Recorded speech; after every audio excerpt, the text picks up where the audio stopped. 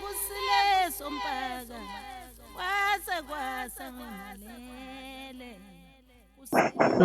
sanamukela nonke kuSolomoya nokhuluma zibuko. Kuzobaluleka ukuthi sixolise kulabo bantu abangakhonanga ukungena ngenxa yokungatholakali komkhulu umnguni. Angazi mkhulu kuzoba yini indlela yaphambili noma uzophinde wenze kule viki elizayo. Hayi kuzobonakala sizobona ukuthi kwenzakalani. Sizoyixoxa leyo nto leyo bese sikwazi ukuthi siphumele obala ukuthi kuzokwenzakalani. Okay. Kodwa ke ngithanda ukusho ke mkhulu ukuthi wonke umuntu wamukelekile, siyabonga nokuthi abantu basijoyine kule Zoom. Mkhulu, isihloko sanamhlanje sizokhuluma ngokuthwasa emanzini. Nami nginemibuzo nje. Interested ukuzwa ukuthi uzothini. Nginemibuzo ethize nami ngesimo sasekhaya namanzi. Ngiyacabanga mase kufika isikhathi semibuzo ngizokwazi ukuthi nami ngibuze ngoba ijulile futhi inzima into yentwaso yasemanzini. Kodwa wonke umuntu okhona mkhulu wamukelekile. Sizoxolisa sengenzela uphosta la soxolisa kulabantu mhlambe bebekhulume nomkhulu umnguni ongatholakali manje bokumele ukuthi nabo bakhona la. But ke akatholakali ukuthi athole iZoom address azokwazi ukunika labo bantu. Sizoqhubeka kodwa mkhulu ngizocela futhi ukuthi ngilahlele intambo kuwe. Angazi angiboni isikhathi esinayo ngoba ngiyazi each session ina 40 minutes. Ngiyacabanga ukuthi sinayo give or take 30 minutes ezositshela sime kanjani. Kodwa mkhulu ngicela ukuthi ngithathe intambo ngizilahlele kuwe and then ukwazi ukuthi wena uhlaziye lesihloko sanamhlanje njenge-headline. Ngiyabonga. Siyabingelela kunjani kubabukeli bomoya beSolomoya TV nakuwe mkhulu Dlomo nakubafowethu ngaze ngithi behind the scene abafowethu nje bebonke beSolomoya TV siyabingelela abakhona namhlanje la. Ngicanga ukuthi nababukeli beSolomoya TV bayabona ukuthi kuqhubakalani ezintweni zeSolomoya kuma flyer nakuma post esiwakhiphayo nazo zonke ke izinto esizama ukuzenza nje nezizama ukuyilungisa kuSolomoya ukuze sikwazi ukuthi sifinyelele ezingeni eliphezulu lokwemukelana nabo befuna usizo befuna imfundo ukuze bengakwazi ukuduka kulokho okuduka esikukho njengamanje. Nibingelela umkhulu Mazibuko ke babukeli beSolomoya TV. Sikhona sila kwimbizo sizokhuluma ngesihloko esijulileyo okuyisihloko esithinta amanzi nentwaso yakhona, esithinta ukuyongena phansi emanzini, esithinta ukujula ukuyohlala ngaphansi kwamanzi, esithinta ukujula nokuxhumana ngemimoya nezinkulumo okuyilanguage zamanzi nako konke izilwane esizithola emanzini. Sizokhuluma ngokuthwasa emanzini. Ukuthwasa emanzini yini ukuthwasa kuqala? Sinokuthwasa sinentwaso. Ngeke ngize ngithinte kakhulu ngoba ngizothinta nje izinto ezibalekile lokhu esikubiza ngama key point. Angazi noma ngiyezwakala. Hawu yazwakala. Sizothinta izinto ezibalekile esilandela sithole njengezinto esithi ama key point bese ngizwe imibuzo ukuthi ithini mayelana nokuthwasa emanzini. Sinokuthwasa sinentwaso zimbili lezi zinto. Sinokuthwasa sinentwaso. Intwaso ukwelapha okujulile kwesigulo somuntu uma efike kuwe egula. Yona ntwaso leyo ngoba uqala ngokumbona umbonele bese uyamlandela ngokwezimfuno zabantu bakhe noma ngenhlambuluko. Umlandela ngenhlambuluko bese uthola imfuno zabantu bakhe.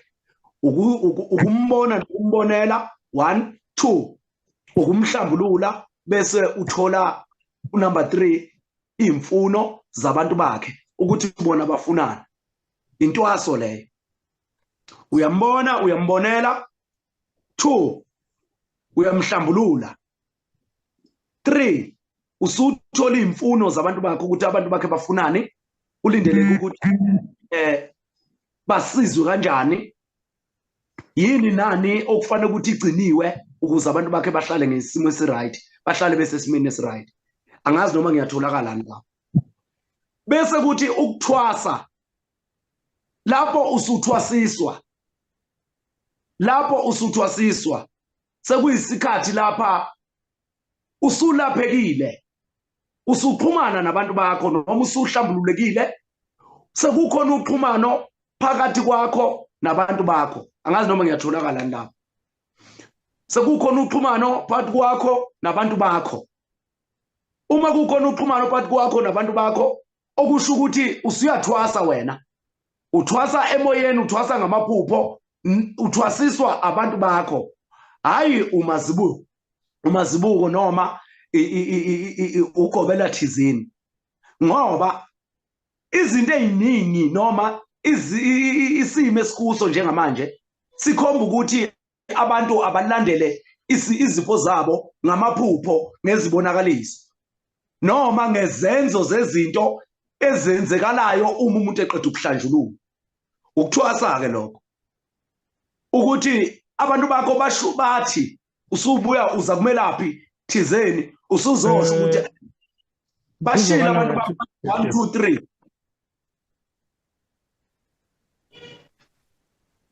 3 mkhulu ya freezer uzothi maka unfreezer upolo kancane mkhulu I think iline yakho iya freezer khona ugcinela ukhuluma ngokuthi mawulalela noma ulandela izinto zabantu bakho ungakwazi ukuthi uphinde uqale lapho ukulandela izinto zabantu bakho uma usuhlanjululiwe kuze uzokwazi ukuthi bafunani kumele balungiselwe kanjani yini lena abayidingayo kodwa ke ngoba ulimi lukamoya abanye bethu basuke bengakolazi ngaleso sikhathi bathatha amaphupho bebaxoxele ogobela bathatha amaphupho baxoxela umelaphi thizeni lowo omsizayo ukuze akwazi ukumhlahlela indlela sekuyakutshena ngokusobala lokho ukuthi usuyathwasa kodwa manje uthwasiswa abantu bakho ngokukamoya ngamaphupho ngoba vele iphupho liwumoya kodwa liphushwa inyama liwumoya kodwa liphushwa yini inyama isibonakaliso siwumoya kodwa sibonwa yini inyama angazi noma ngiyatholakala lapho ngoba ngifuna ukuyiqondisa ngiyibambe kuma key point ukuze izokwazi ukuthi isinike into eqondileyo ukuthi yini le esikhuluma ngayo la intwaso nokuthwasa emanzini intwaso yamanzi akwasibuyele lapha ke ekuthenini nanguyana umuntu uthi yena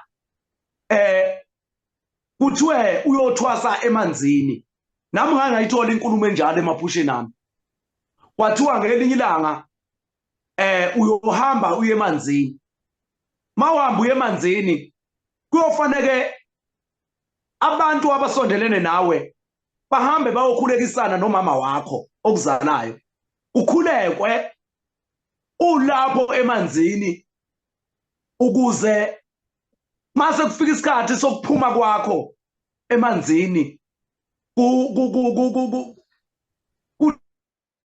olwe imbuzi emhlophe nemvu emhlophe kodwa namhlanje angaze ngiye emanzini ukuyohlala khona kodwa ngaye emanzini ukuyoqhubeka intwaso yamaphupho ami njengoba ngithwasiswa emaphusheni abantu bami sengihlambulukile kuyikuthi ke vele mina bengivele amaphupho ami ngiwezwa ukuthi akhuluma kanjani abekhuluma amaphupho abekhuluma nedi ukuthi ezinye zezinye izinto ebengisuke ngiyifuna emaphusheni bengisuke ngayitholi ngingazazi bese ngidibana nabantu abahlaziya amaphupho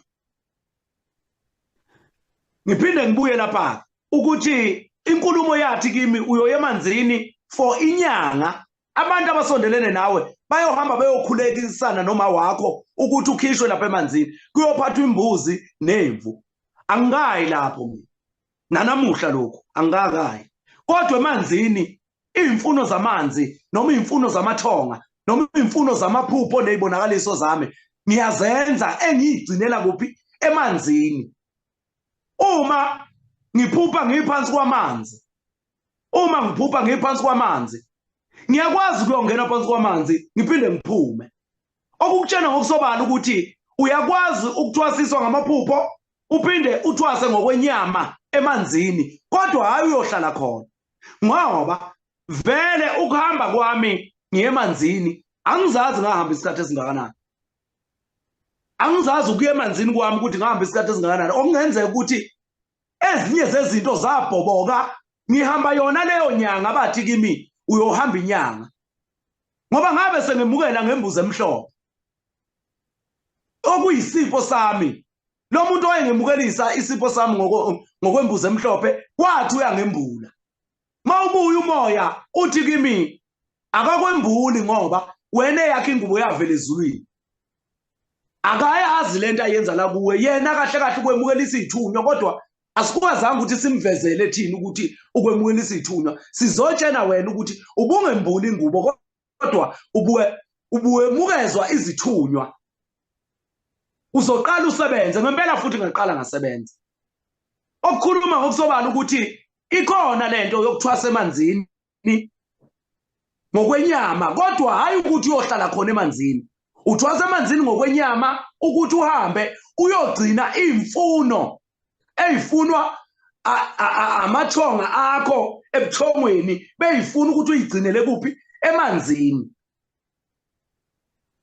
So manje ngizama ukuqondisa lapho ukuthi intwaso yamanzi, ukuthwasa emanzini, intwaso sithe ukuhlambulula, ukuxhunyaniswa nabantu bakini, ukwenza imfuno eseyifunwa emva kokuba wena uhlanjululwe uphinde futhi wenzweni uxhunyaniswe nabantu bakini. Usuwenza lezo imfuno. Bayifuna ngaphi lezo imfuno? Emoyeni. Umoya isibonakaliso nephupho. Umoya lo bayifuna lapha abantu emoyeni lezi imfuno. Okusho ukuthi bakuthwasisaphi? Emoyeni, emaphusheni naseyibonakalisweni. Bese lezo zinto oyibonile ngeyibonakaliso oyiphuphile ngamaphupho usuyigcina ngokwasemanzini. Enyameni ke manje futhi mhlambe iconfusion siyithola lapho kubantu abathi bahambe bayohlala emanzini for years. Kungenzeka ke futhi ukuthi uma abantu abayohlala emanzini usho ukuthi uhamba unyaka ayemanzini, okungenzeka ukuthi uhamba waya kumazibuko wazibona ngalithola usizo, wahamba waya umkhuludlomo wazibona ngalithola usizo, wahamba waya kumkhulu Sishaba wayibona ngalithola usizo, wahamba waya umkhulu Dlamini wayibona ngalithola usizo. Mayefika kumkhulu Mgozi suphelile unyaka useyalithola usizo ngokwamanzi. Sekuphenduleka zonke lezi ibonakaliso naloku kuthwasiswa ngamaphupho nokuthwasiswa ngomoya. Sekuphenduleka zonke lezi impendulo abekade ehambele kumazibuko. Umazibuko wamusa emanzini kodwa kwangembuleka lutho. Wafika uDlomo wamusa emanzini kodwa kwangembuleka lutho. Uhamba uhambo lamanzi ikhona into ayitholayo lapha emanzini. Kuyikuthi ngoba akukafiki kulesi sikhathi esikalwa abantu bakhe bathi wena uyothwasa kuphi emanzini for unyaka. Angazi mhlambe ngiyezwakala lapho noma angizwakali kulelo phuzu futhi engizama ukuliveza. Ngithe ngizothinta amaphuzu abalulekile bese siphinda sibuya kunomuntu ozothi mina ngahamba ngaye emanzini ngaduka. Wahamba emanzini waduka wabonani emanzini usudukile. Kuyimfihlo yami. Okay ke kuyimfihlo yakho. Ungena kanjani emanzini ngenyama useyingqondweni eziphilayo?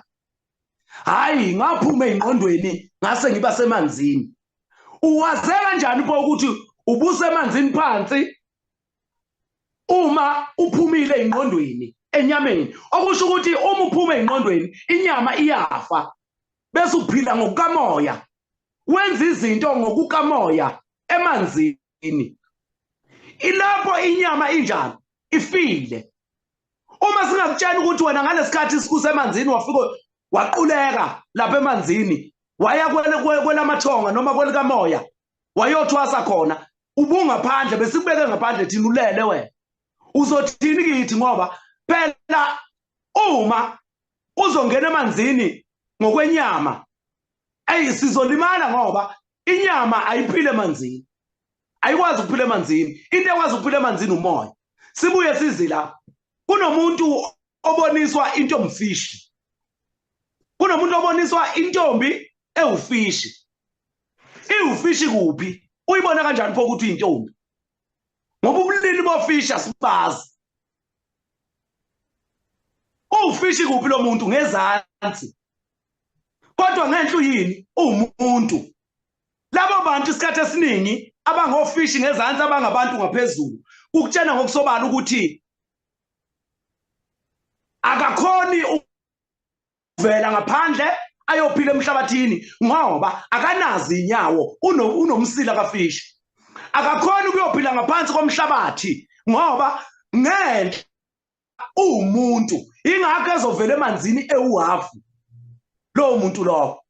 Ingakho ezovela emanzini enjani ewuhafu okutshengisayo ukuthi akekho umuntu ophila ngaphansi kwamanzi ngenyama. Ingakho lo muntu ezovela ewuhafu emanzini. Ufishi uphila enyameni emanzini, inyama iphila emhlabathini noma emhlabeni noma phezulu kwamanzi. Ake ngisho kanjalo ngithi inyama iphila phezulu kwamanzi. Ingakho ezovela ewuhafu lo muntu lo umuntu ngenhla ewufishi ngezansi ngoba kube bawufishi ophelele ubezobe semanzini ngomzimba wakhe wonke. Uma kuyikuthi ube umuntu ophelele ubezoba ngaphandle ngomzimba wakhe wonke. Sekutshena ukuthi isidalwa sentombi ewufishi, intombi ewufishi okusho ukuthi inomoya emibili, ihlukene ngomuntu iphinde ibe nesimo senyama yamanzi ngezansi okuwufishi. Ukutshena ngokusobala ukuthi kuyakuhlukanisela lo muntu ukuthi wena ngoba ekuvezela intomfishi nje emaphusheni akho kahle kahle wena uphi umoya wasemanzini owufishi ngezansi, uphi umoya wasezweni noma waphezulu kwamanzi owubani ngaphezulu owuntombi noma umuntu. Siphinde sibuye lapha asinaye umuntu othi yena wakwabuya nenkosazana eyiphethe ngezandla. Inkosazana eyiphethe ngezandla ngoba uma sizoba nalabo bantu abaphathe ngezandla okusho ukuthi asingaphikiki ukuthi amafutha inkosazana banawo. Sizovumelana kanjani ukuthi banawo amafutha enkosazana bawathola kanjani uma bengabuyanga nawo ngezandla? Uma sithi amafutha enkosazana awekho, amafutha enkosazana awekho, okucaca ngokusobala ukuthi inkosazana ukwazi ukuyibona ngenyama, ukwazi ukuyibona ngokukamoya. Uma kungaqhamuka umuntu ozothi kimi yena waphuma nenkosazana emanzini eyiphethe ngezandla, ngiyafisa impela ukuthi akavele lapha afike ngimbone ngimazi. Siphinde sibuye lapha umuntu wamanzi, umuntu wamanzi uhlala emanzini. Umuntu wenyama uhlala phezulu kwamanzi noma emhlabathini noma emhlabeni. Sisake sababona abantu abaphuma emanzini bezothwasa emhlabeni kodwa sikwazi ukuthi sibe nabantu abasemhlabeni abathwasa emanzini.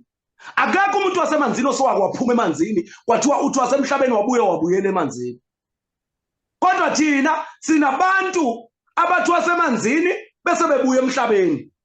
Sebengenile ekuphi emanzini bahlala khona for 34 years, for 25 years, for 1 year, for 6 months, for a month, for a day, or for hours. Kodwa sinaye owamanzi ophuma emanzini azofundiswa ngokwezimpande ezentaba ngoba izimpande ezentaba azikho emanzini noma zehlathi azikho emanzini. Uyifunda kanjani lo muntu izimpande zehlathi zibe zingekho emanzini engaphumanga khona emanzini okusho ukuthi uyifunda ngokukamoya. Thina kungani pho thina sizofanele ukuthi size sambe ngesiqhu siye emanzini uma kuyikuthi asinawo umoya wokufunda izimfihlo zamanzi noma izimpande zamanzi ngokukamoya. Kumele siyifunde ngokwenyama, uzusuke nje la endlini uhambe straight uye emanzini ufike uhlale khona. Lezo sikhathi othi uyasihlala wena bese uqeda uzothi ubuse emanzini uhlele emanzini waboniswa yonke into. Uma kukhona umuntu othwasa emanzini ngokwenyama okusho ukuthi ukhona nomuntu wamanzi othwasa ehlathini ngokwenyama.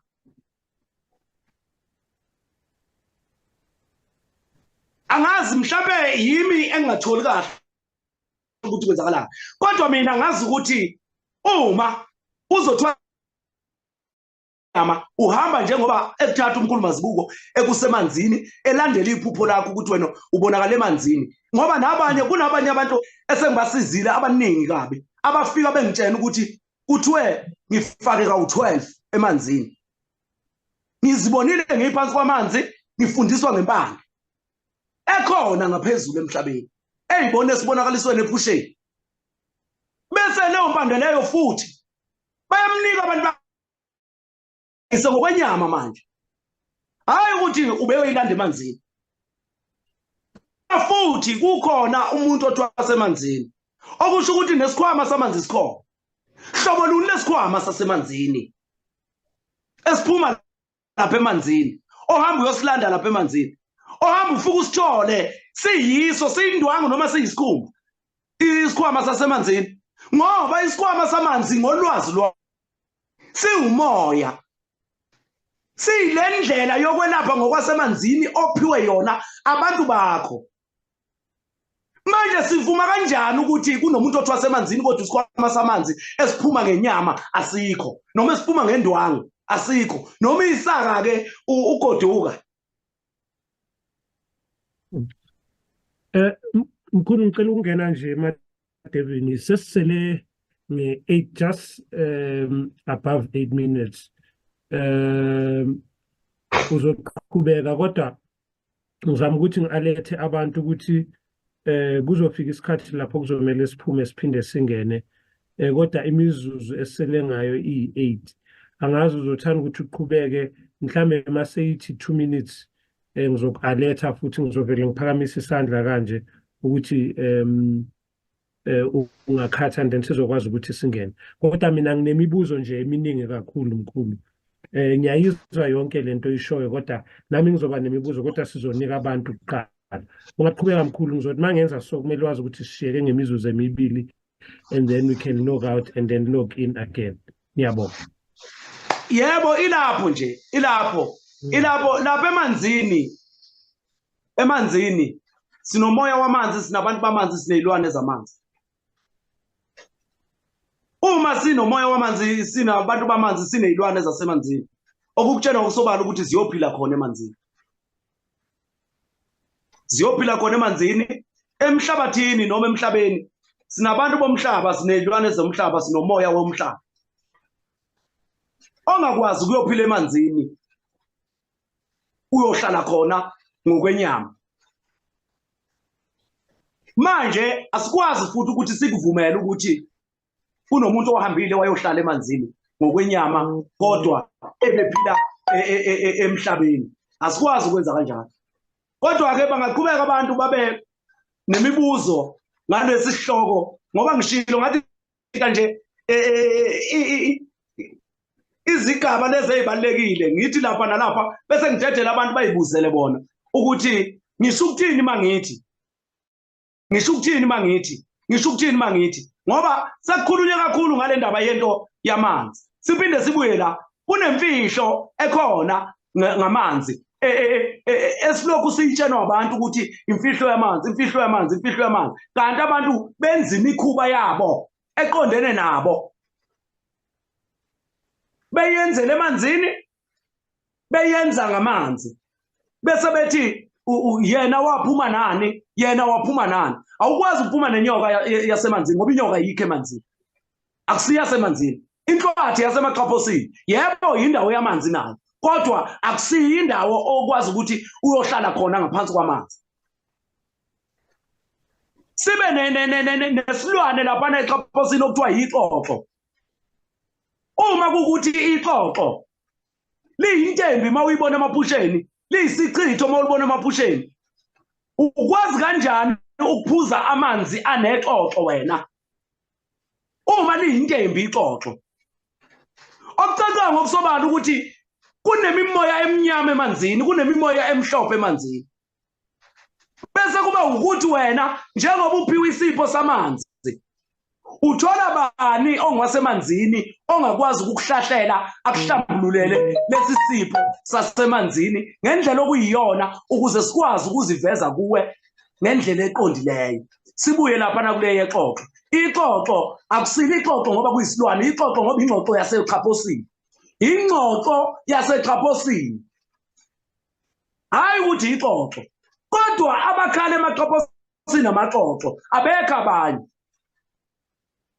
Namaqhagi, kunamaqhagi akhona emaXaphosini okuyiwona nswinini zayo zinanelane namaxoxo. Ixoxa lengxoxo le ukhala utswi lapha emaXaphosini ukhala zingxoxo zasemanzini, hayi amaxoxo, hayi ixoxo.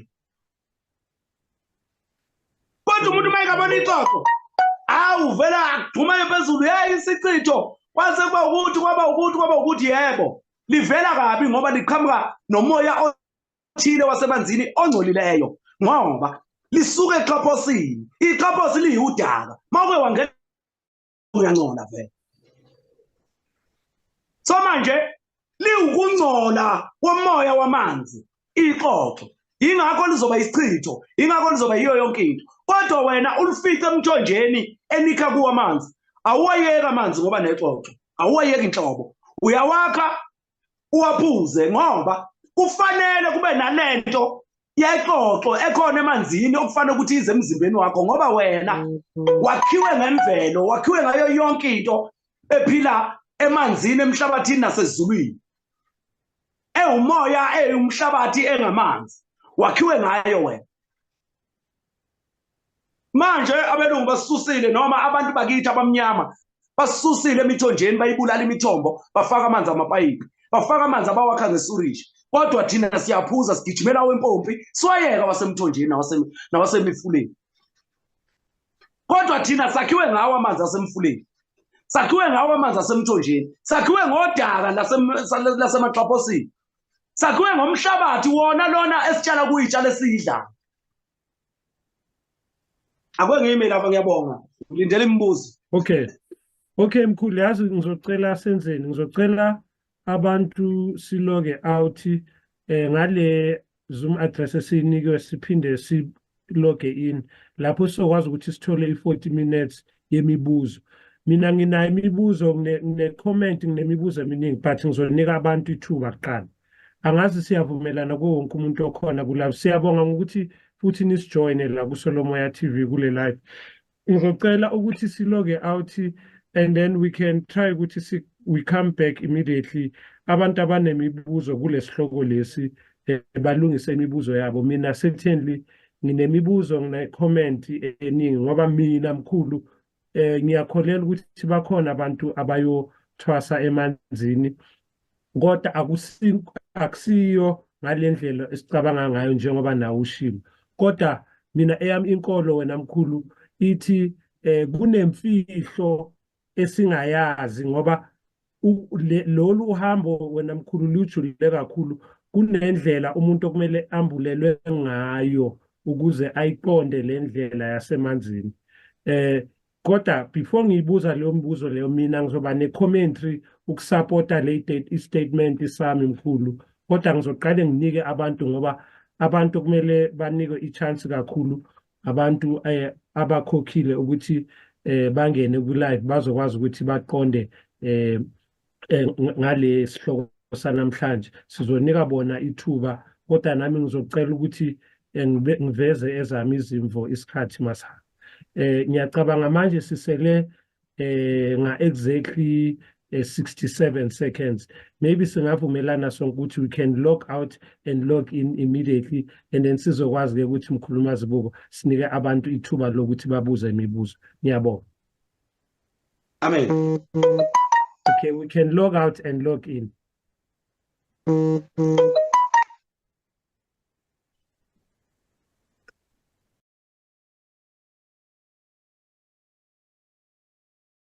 Wonke umuntu wamukelekile, siyabonga nokuthi abantu basijoyine kule Zoom.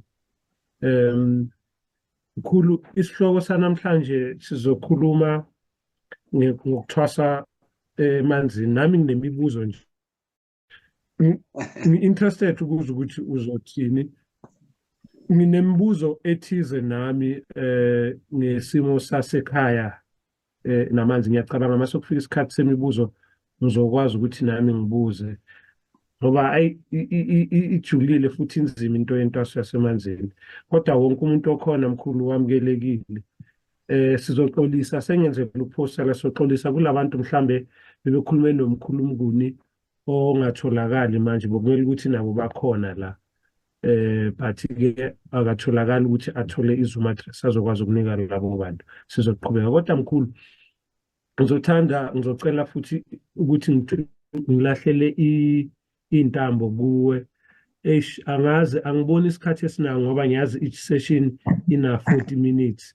Ngiyacabanga ukuthi sinayo give or take 30 minutes ezositshela sime kanjani. Kodwa mkhulu, ngicela ukuthi ngithathe intambo ngizilahlele kuwe, and then ukwazi ukuthi wena uhlaziye lesihloko sanamhlanje njenge-headline. Ngiyabonga.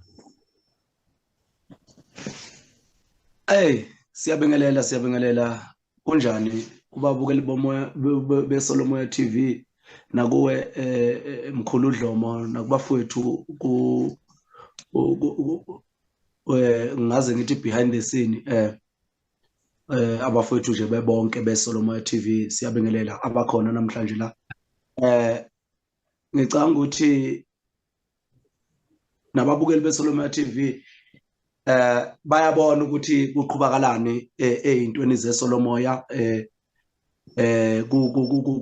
kuma flyer nakuma post esiwakhiphayo nazo zonke ke izinto esizama ukuzenza nje nezizama ukuyilungisa kuSolomoya ukuze sikwazi ukuthi sifinyelele ezingeni eliphezulu lokwemukelana nabo befuna usizo, befuna imfundo ukuze bengakwazi ukuduka kulokho okuduka esikukho njengamanje.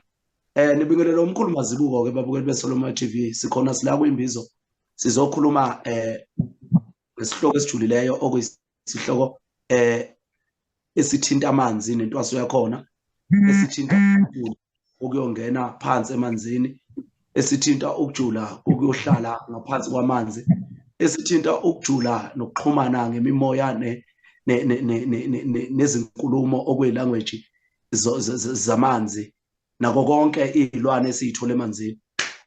Sizokhuluma ngokuthwasa emanzini. Ukuthwasa emanzini yini? Ukuthwasa kuqala, sinokuthwasa sinentwaso.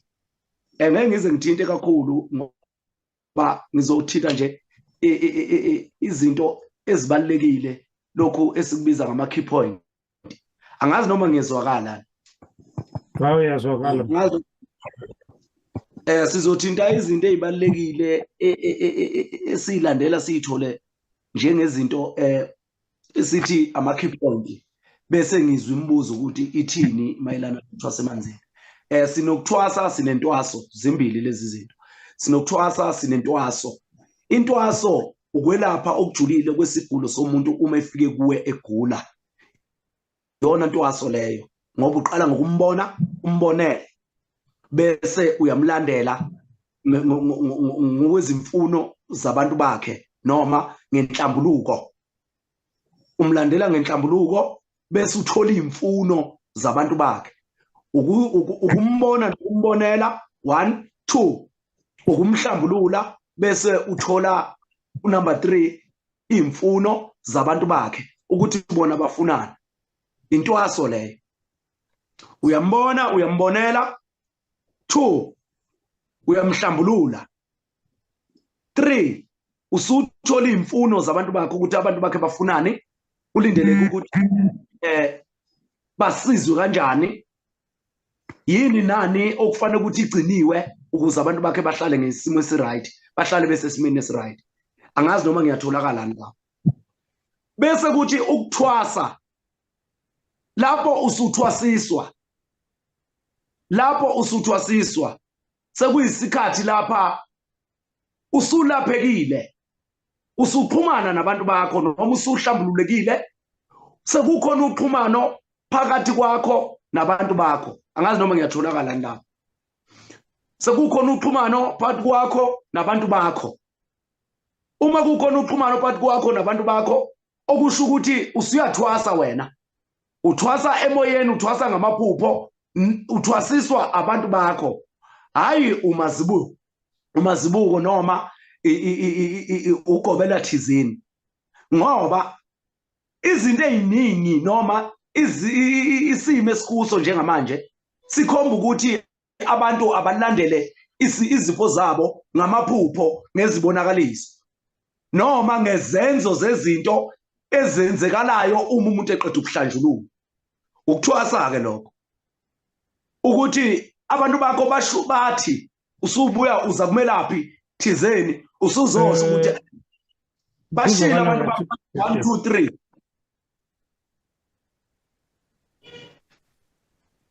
Mkhulu ya freezer uzothi maka unfreezer uqolo kancane mkhulu. I think iline yakho iya freezer khona ugcinela ukhuluma ngokuthi mawulalela noma ulandela izinto zabantu bakho ungakwazi ukuthi uphinde uqale lapho. Ukulandela izinto zabantu bakho uma usuhlanjululiwe kuze uzokwazi ukuthi bafunani, kumele balungiselwe kanjani, yini lena abayidingayo. Kodwa ke ngoba ulimi lukamoya abanye bethu basuke bengakolazi ngaleso sikhathi, bathatha amaphupho bebaxoxele ogobela, bathatha amaphupho baxoxela umelaphi thizeni lowo omsizayo ukuze akwazi ukumhlahlela indlela. Sekuyakutshena ngokusobala lokho ukuthi usuyathwasa kodwa manje uthwasiswa abantu bakho ngokukamoya ngamaphupho, ngoba vele iphupho liwumoya kodwa liphushwa inyama. Liwumoya kodwa liphushwa yini? Inyama. Isibonakaliso siwumoya kodwa sibonwa yini? Inyama. Angazi noma ngiyatholakala lapho ngoba ngifuna ukuyiqondisa ngiyibambe kuma key point ukuze izokwazi ukuthi isinike into eqondileyo ukuthi yini le esikhuluma ngayo la. Intwaso nokuthwasa emanzini, intwaso yamanzi. Akwasibuyele lapha ke ekuthenini nanguyena umuntu uthi yena kuthiwe uyothwasa emanzini. Nami ngangayithola inkulumo enjalo emaphusheni ami. Kwathiwa ngelinye ilanga uyohamba uye emanzini. Mawuhamba uye emanzini kuyofanele abantu abasondelene nawe bahambe bayokhulekisana nomama wakho okuzalayo. Ukhulekwe ulapho emanzini ukuze mase kufika isikhathi sokuphuma kwakho emanzini olwe imbuzi emhlophe nemvu emhlophe. Kodwa namhlanje angaze ngiye emanzini ukuyohlala khona, kodwa ngaye emanzini ukuyoqhubeka intwaso yamaphupho ami. Njengoba ngithwasiswa emaphusheni abantu bami sengihlambulukile, kuyikuthi ke vele mina bengivele amaphupho ami ngiwezwa ukuthi akhuluma kanjani, abekhuluma amaphupho abekhuluma nedwa ukuthi ezinye zezinye izinto ebengisuke ngiyifuna emaphusheni bengisuke ngayitholi ngingazazi, bese ngidibana nabantu abahlaziya amaphupho. Ngiphinde ngibuye lapha ukuthi inkulumo yathi kimi uyoya emanzini for inyanga. Abantu abasondelene nawe bayohamba bayokhulekisana noma wakho ukuthi ukhishwe lapha emanzini, kuyophathwa imbuzi nemvu. Angayi lapho mina nanamuhla lokho angakayi. Kodwa emanzini imfuno zamanzi noma imfuno zamathonga noma imfuno zamaphupho nezibonakaliso zami ngiyazenza engiyigcinela kuphi emanzini. Uma ngiphupha ngiphansi kwamanzi, uma ngiphupha ngiphansi kwamanzi, ngiyakwazi ukuyongena phansi kwamanzi ngiphinde ngiphume. Okukutshena ngokusobala ukuthi uyakwazi ukuthwasiswa ngamaphupho uphinde uthwase ngokwenyama emanzini, kodwa hayi uyohlala khona. Ngoba vele ukuhamba kwami ngiye emanzini angizazi ngahamba isikhathi esingakanani. Angizazi ukuya emanzini kwami ukuthi ngihamba isikhathi esingakanani. Okungenzeka ukuthi ezinye zezinto zabhoboka ngihamba yona leyo nyanga bathi kimi uyohamba inyanga. Ngoba ngabe sengemukela ngembuzi emhlophe. Okuyisipho sami. Lo muntu oyengemukelisa isipho sami ngokwembuzi emhlophe wathi uyangembula. Mawubuya umoya uthi kimi akakwembuli ngoba wena yakhe ingubo yavela ezulwini. Akayazi lento ayenza la kuwe, yena kahle kahle ukwemukelisa izithunywa, kodwa asikwazanga ukuthi simvezele thina ukuthi ukwemukelisa izithunywa. Sizotshena wena ukuthi ubungembuli ingubo, kodwa ubuwemukezwa izithunywa. Uzoqala usebenze ngempela, futhi ngiqala ngasebenza. Okukhuluma ngokusobala ukuthi ikhona lento yokuthwasa emanzini ngokwenyama, kodwa hayi ukuthi uyohlala khona emanzini. Uthwasa emanzini ngokwenyama ukuthi uhambe uyogcina imfuno ezifunwa amathonga akho ebuthongweni, beyifuna ukuthi uyigcinele kuphi emanzini.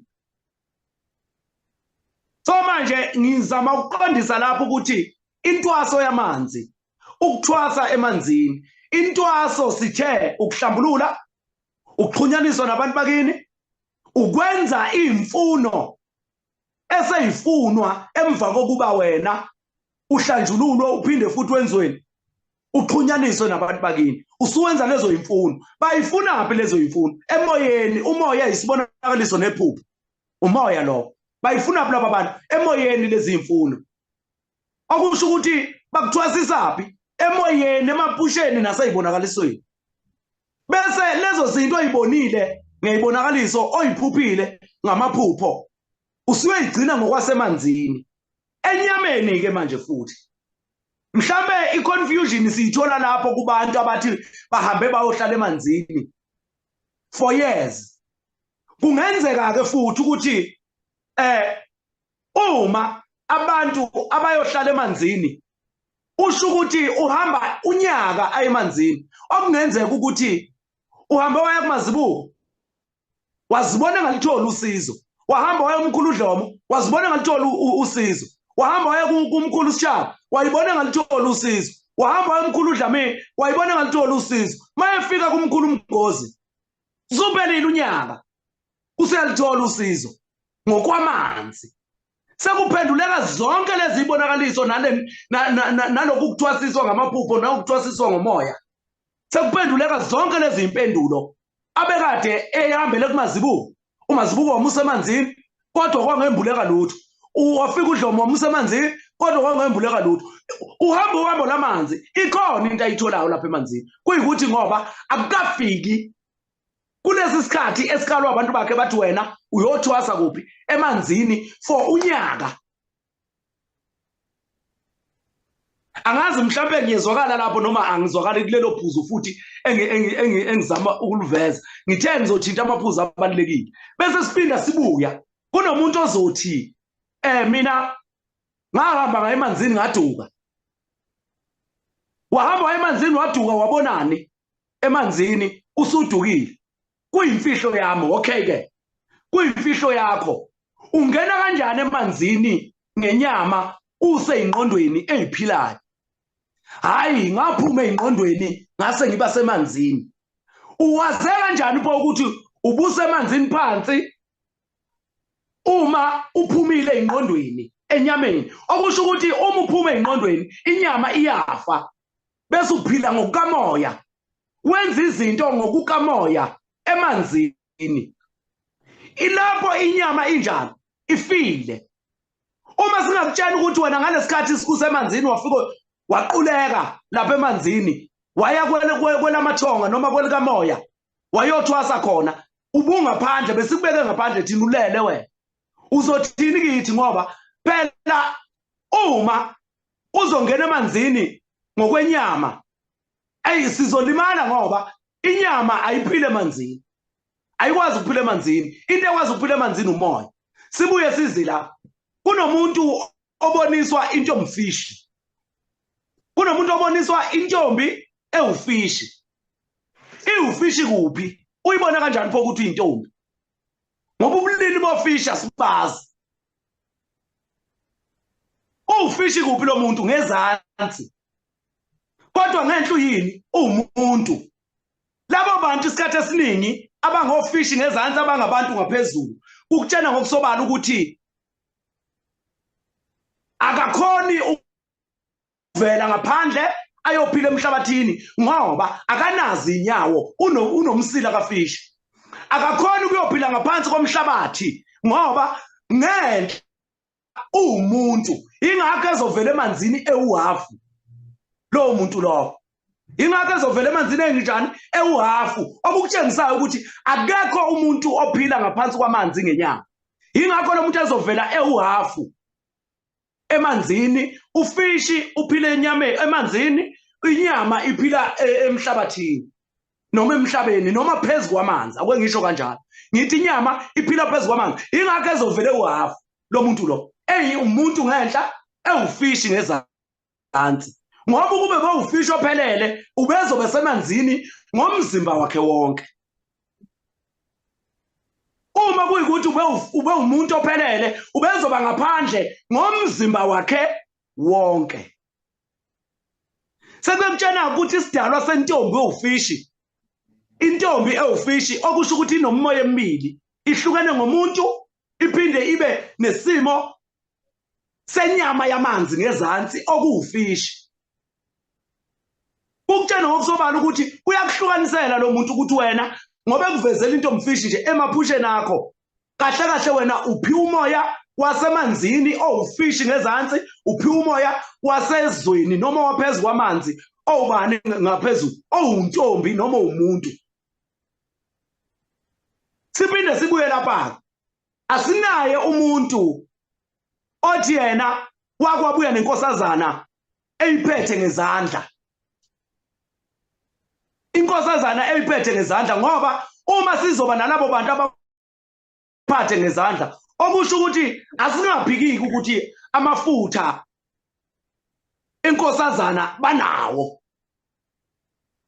Sizovumelana kanjani ukuthi banawo amafutha enkosazana? Bawathola kanjani uma bengabuyanga nawo ngezandla? Uma sithi amafutha enkosazana awekho, amafutha enkosazana awekho, okucaca ngokusobala ukuthi inkosazana ukwazi ukuyibona ngenyama, ukwazi ukuyibona ngokukamoya. Uma kungaqhamuka umuntu ozothi kimi yena waphuma nenkosazana emanzini eyiphethe ngezandla, ngiyafisa impela ukuthi akavele lapha afike ngimbone, ngimazi. Siphinde sibuye lapha, umuntu wamanzi, umuntu wamanzi uhlala emanzini. Umuntu wenyama uhlala phezu kwamanzi noma emhlabathini noma emhlabeni. Sisake sababona abantu abaphuma emanzini bezothwasa emhlabeni, kodwa sikwazi ukuthi sibe nabantu abasemhlabeni abathwasa emanzini. Akekho umuntu wasemanzini osowake waphuma emanzini kwathiwa uthwasa emhlabeni wabuyela emanzini. Kodwa thina sinabantu abathwasa emanzini bese bebuya emhlabeni. Sebengenile ekuphi? Emanzini, bahlala khona for 34 years, for 25 years, for 1 year, for 6 months, for a month, for a day, or for hours. Kodwa sinaye owamanzi ophuma emanzini azofundiswa ngokwezimpande zentaba, ngoba izimpande zentaba azikho emanzini noma zehlathi azikho emanzini. Uyifunda kanjani lo muntu izimpande zehlathi zibe zingekho emanzini, engaphumanga khona emanzini? Okusho ukuthi uyifunda ngokukamoya.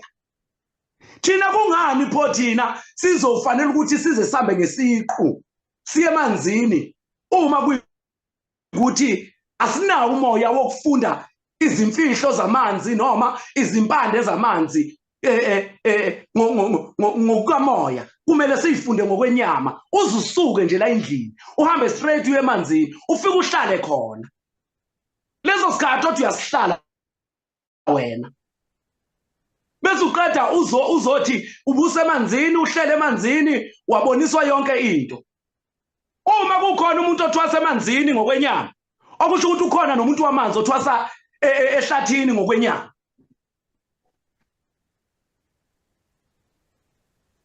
angazi mhlawumbe yimi engingatholi kahle ukuthi kwenzakalani kodwa mina ngazi ukuthi uma uzothwasa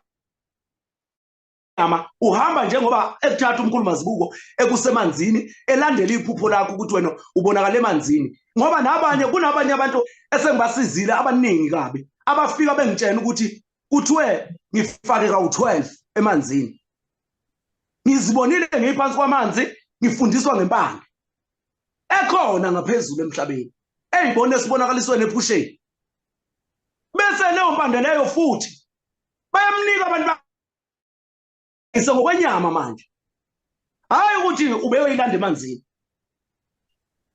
futhi kukhona umuntu othwasa emanzini okusho ukuthi nesikhwama samanzi sikhona hlobo luni lesikhwama sasemanzini esiphuma lapha emanzini ohamba uyosilanda lapha emanzini ohamba ufika usithole siyiso siyindwangu noma siyisikhumba isikhwama sasemanzini ngoba isikhwama samanzi ngolwazi lwa siwumoya siyile ndlela yokwelapha ngokwasemanzini ophiwe yona abantu bakho manje sivuma kanjani ukuthi kunomuntu othwasa emanzini kodwa isikhwama samanzi esiphuma ngenyama asikho noma esiphuma ngendwangu asikho noma isaka ke ugoduka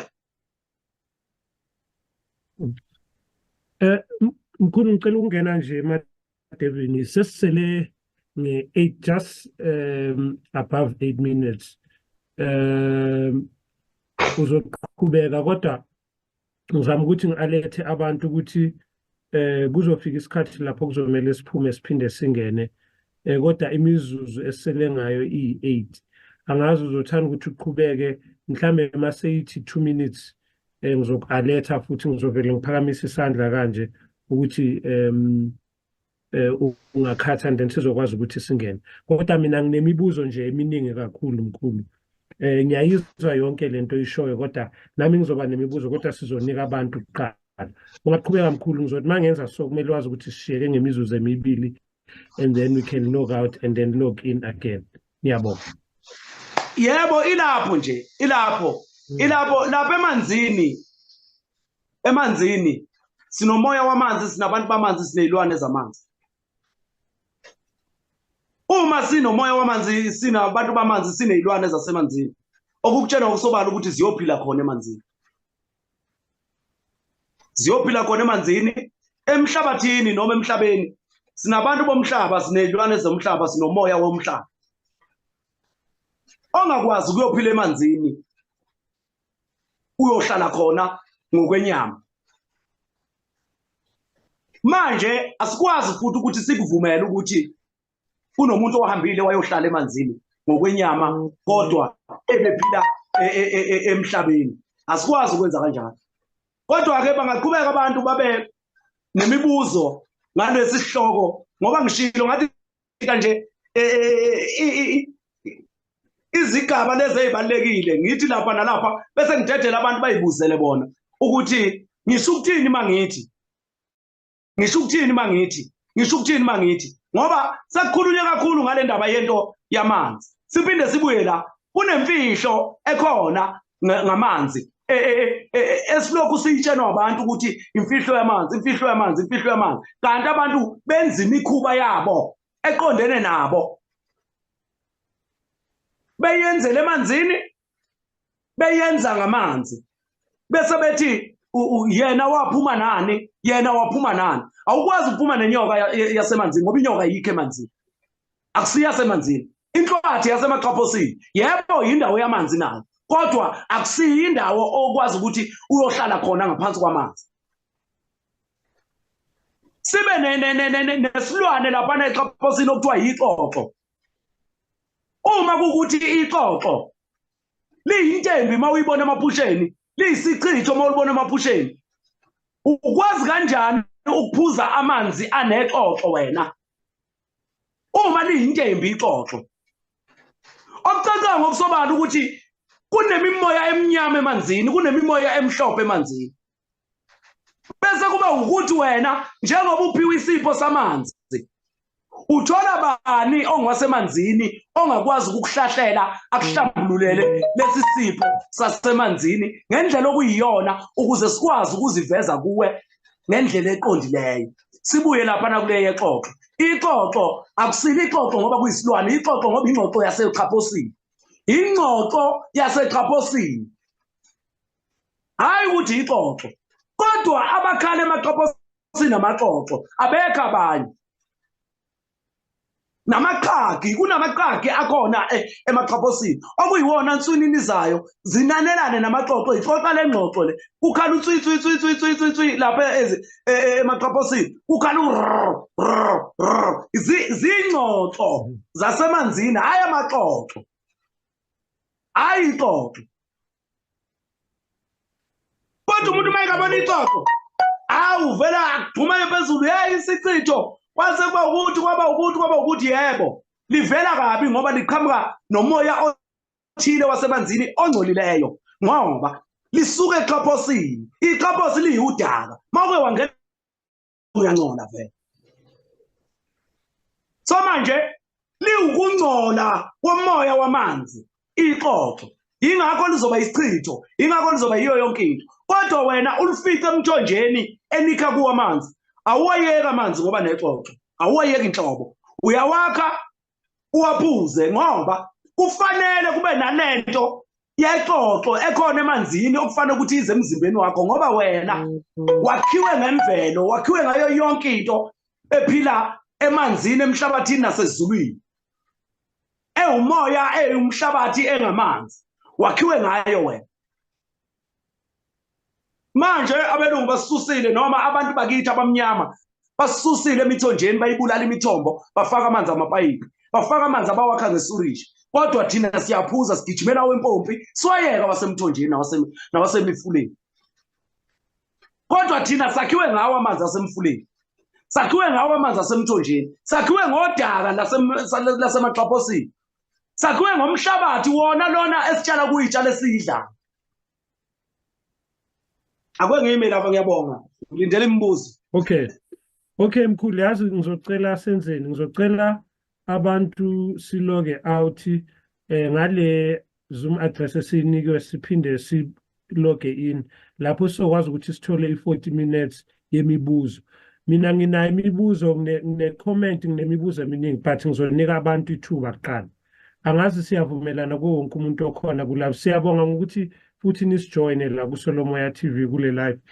Ngizocela ukuthi siloge out and then we can try ukuthi we come back immediately. Abantu abanemibuzo kulesihloko lesi balungise imibuzo yabo. Mina certainly nginemibuzo, ngine-comment eningi ngoba mina mkhulu ngiyakholela ukuthi bakhona abantu abayothwasa emanzini, kodwa akusiyo ngalendlela esicabanga ngayo njengoba nawe ushilo. Kodwa mina eyami inkolo wena mkhulu ithi kunemfihlo esingayazi ngoba lolu uhambo wena mkhulu lujulile kakhulu. Kunendlela umuntu okumele ambulelwe ngayo ukuze ayiqonde le ndlela yasemanzini. Kodwa before ngiyibuza leyo mbuzo leyo, mina ngizoba ne-commentary ukusupporta i-statement sami mkhulu. Kodwa ngizoqale nginike abantu ngoba abantu kumele banikwe i-chance kakhulu, abantu abakhokhile ukuthi bangene ku-live bazokwazi ukuthi baqonde ngale sihloko sanamhlanje. Sizonika bona ithuba, kodwa nami ngizocela ukuthi ngiveze ezami izimvo isikhathi masihamba.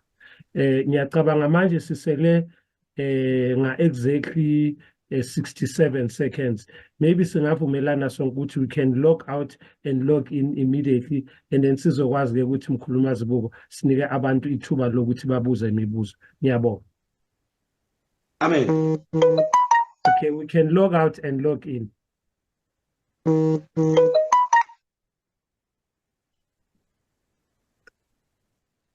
Amen, ngiphinde ngibingelele. Uhloma kasekho uphumile. Akakabuye njengoba beshilo futhi kunento encane ke sambambezele.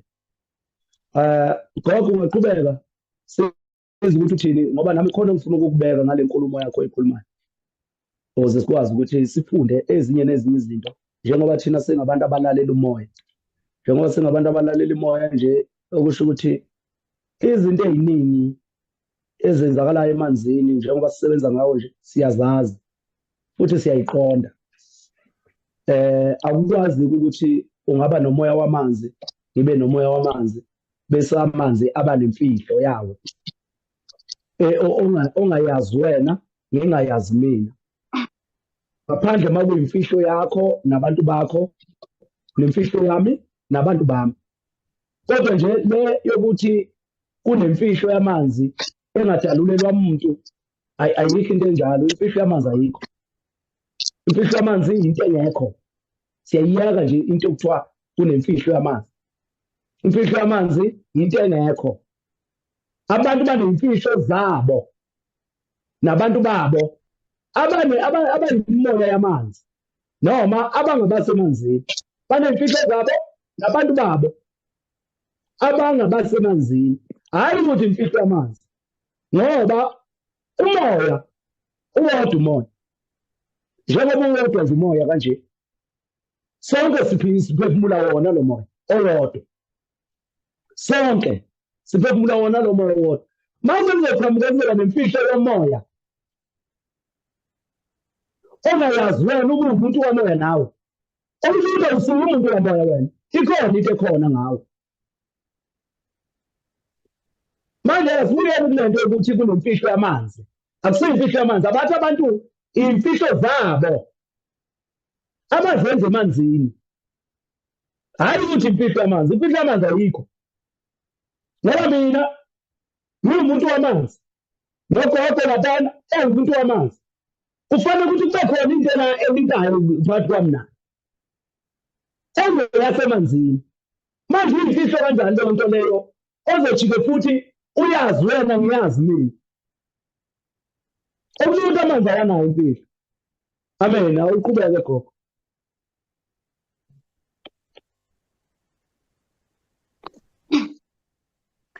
So-ke kumkhulu into bengizama ukuyicacisa kuba lento xa beyenzayo omkhulu andithi mos yenzelwa ifemeli kube like kuzizicelo zefemeli kufanele ngabantu befemeli abathetha yonke le nto lena bazicelele ebantwini babo but instead asiziceleli siyacelela so nguye lo mntu yena owenzayo le nto oxhumana nabantu bethu athethe nabo akanikezi ni-distance uba makube khona umntu sefemeli othethayo mna I feel like mna kwaleyo into ayikho mna lo mntu ufite izilwane zakhe ufite ngomqombothi wasekhaya ngotshara wasekhaya ngecuba lasekhaya ngomhlalo wasekhaya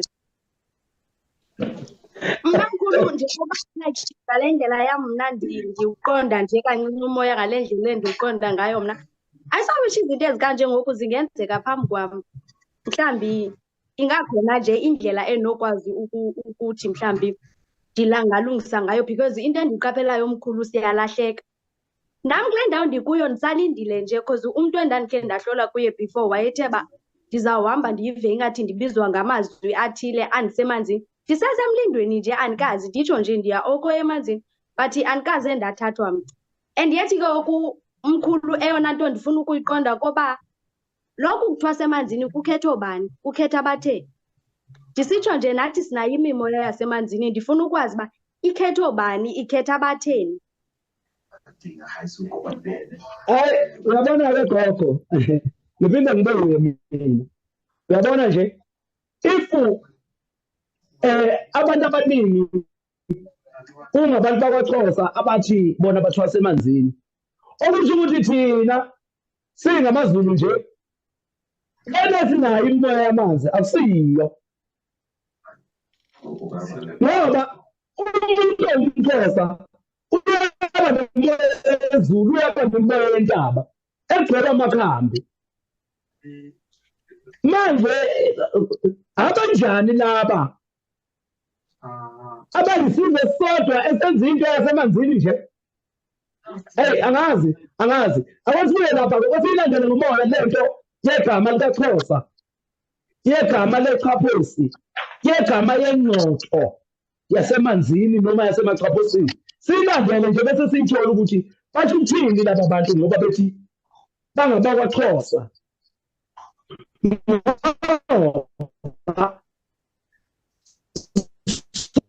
Isizwe sakwaXhosa mina ngokwazi kwami abantu bombane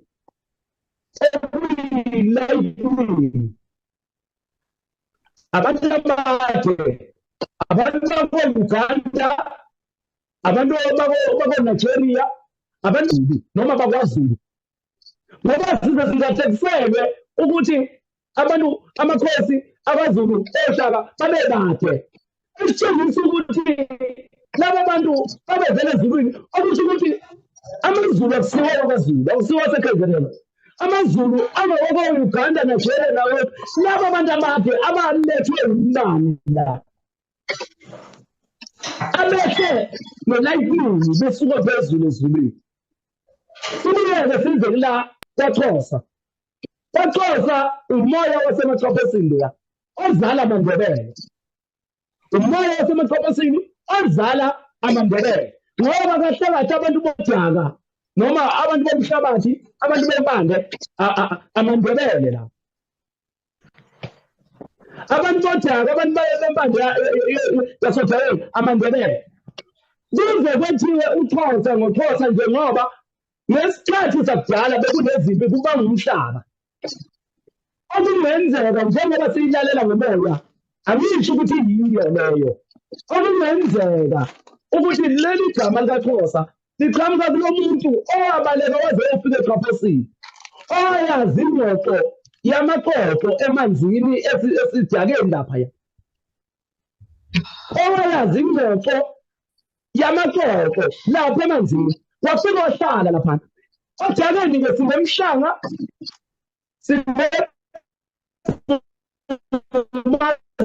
sinethwane, sinayo yonke into emthola kanjani ehleli edakeni. Okusho ukuthi wathatha imhlanga lo muntu ngoba vele usefana nodaka akasabonakali, ebalekela impi. Wahamba wayohlala laphana odakeni. Uma ehlala lapha edakeni, waphefumula ngemihlanga okuyiyona esiyisebenzisa ey'mpande enkulu yasemanzini, umhlanga. Waphefumula ngomhlanga ehleli lapha edakeni, edlani laphana odakeni, edlulwane ney'nambuzane ayithola khona lapha odakeni. Okuzulwane zasodakeni. Wathi uma ephuma bambuza ukuthi ubuyaphi, wathi ngibuya emanzini kuExhaphosini, bengihleli emanzini eXhaphosini. Kwase kube uXhosa, okusho ukuthi kwakuwumkhuba leya nto eyayenziwa emanzini, ngoba yahamba umuntu ehanjiswa isimo esingesihle. Ngoba kumuntu wasemanzini kuhle ngoba ubuye nezinto ezinhle emanzini. Wahanjiswa isimo esibi sayemfaka eXhaphosini, waseba uXhosa lowo muntu lo. Angisho ukuthi kunjalo, kodwa isimo esinjalo esisilalelayo ngoba thina singabantu bomoya, abantu uma bekhuluma into bayilalele. Amen. Akabuze ofuna ukubuza. Sinike nani uSamsanga aqhubeka abuze. Samsanga.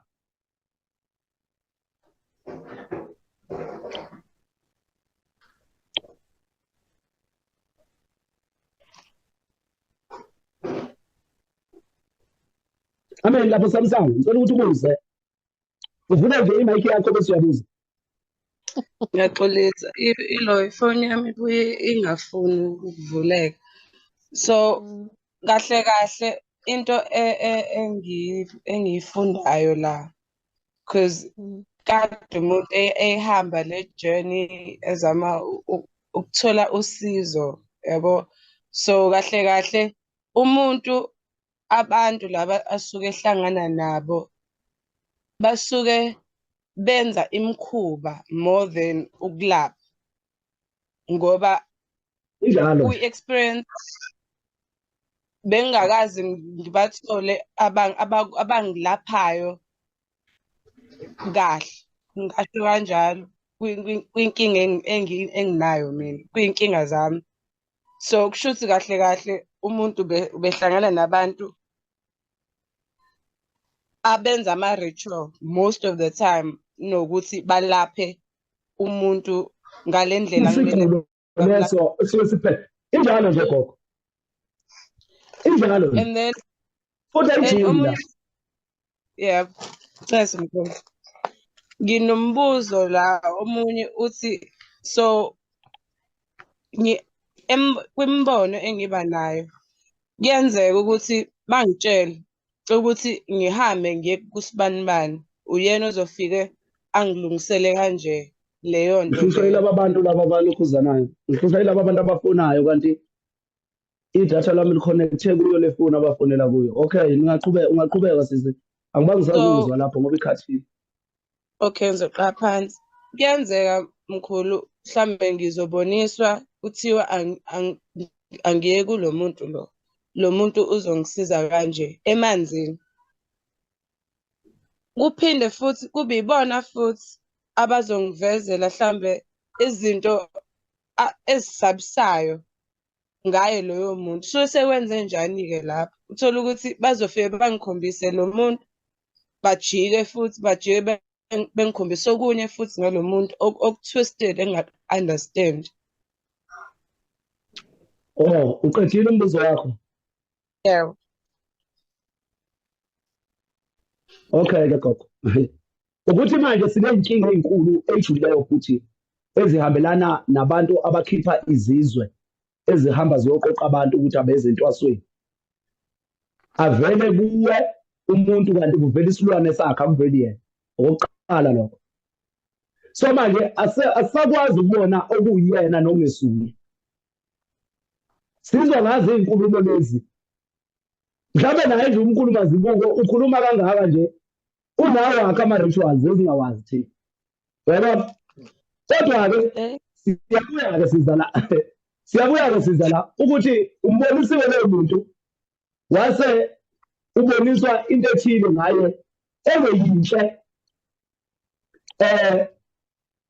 Kuyenzeka kanjalo nathi singihambile lolo hambo likamoya besitshengisa abantu bavezwe ngezinto ezimbi ey'jule kakhulu abahamba bayolanda emanzini ehambiselana ney'mfuthu ufuthu eTraitos ehambiselana namaxoxo asemanzini izinto ezinjalo amacala ey'nyoka zasolwandle sitshengiswa kodwa bafike labo bantu bakwazi ukusihlambulula ngoba njengoba kuthiwa wena umqondo wakho uyahamba ma uzohamba uyokwelashwa ngento ethile ukhuluma ngayo leyo nto leyo ukuthi uya kumuntu ophethe uhlobo lwesilwane elisabisayo kodwa ahluleke ukwenza izinto ngoba uthunyelwe abantu bakini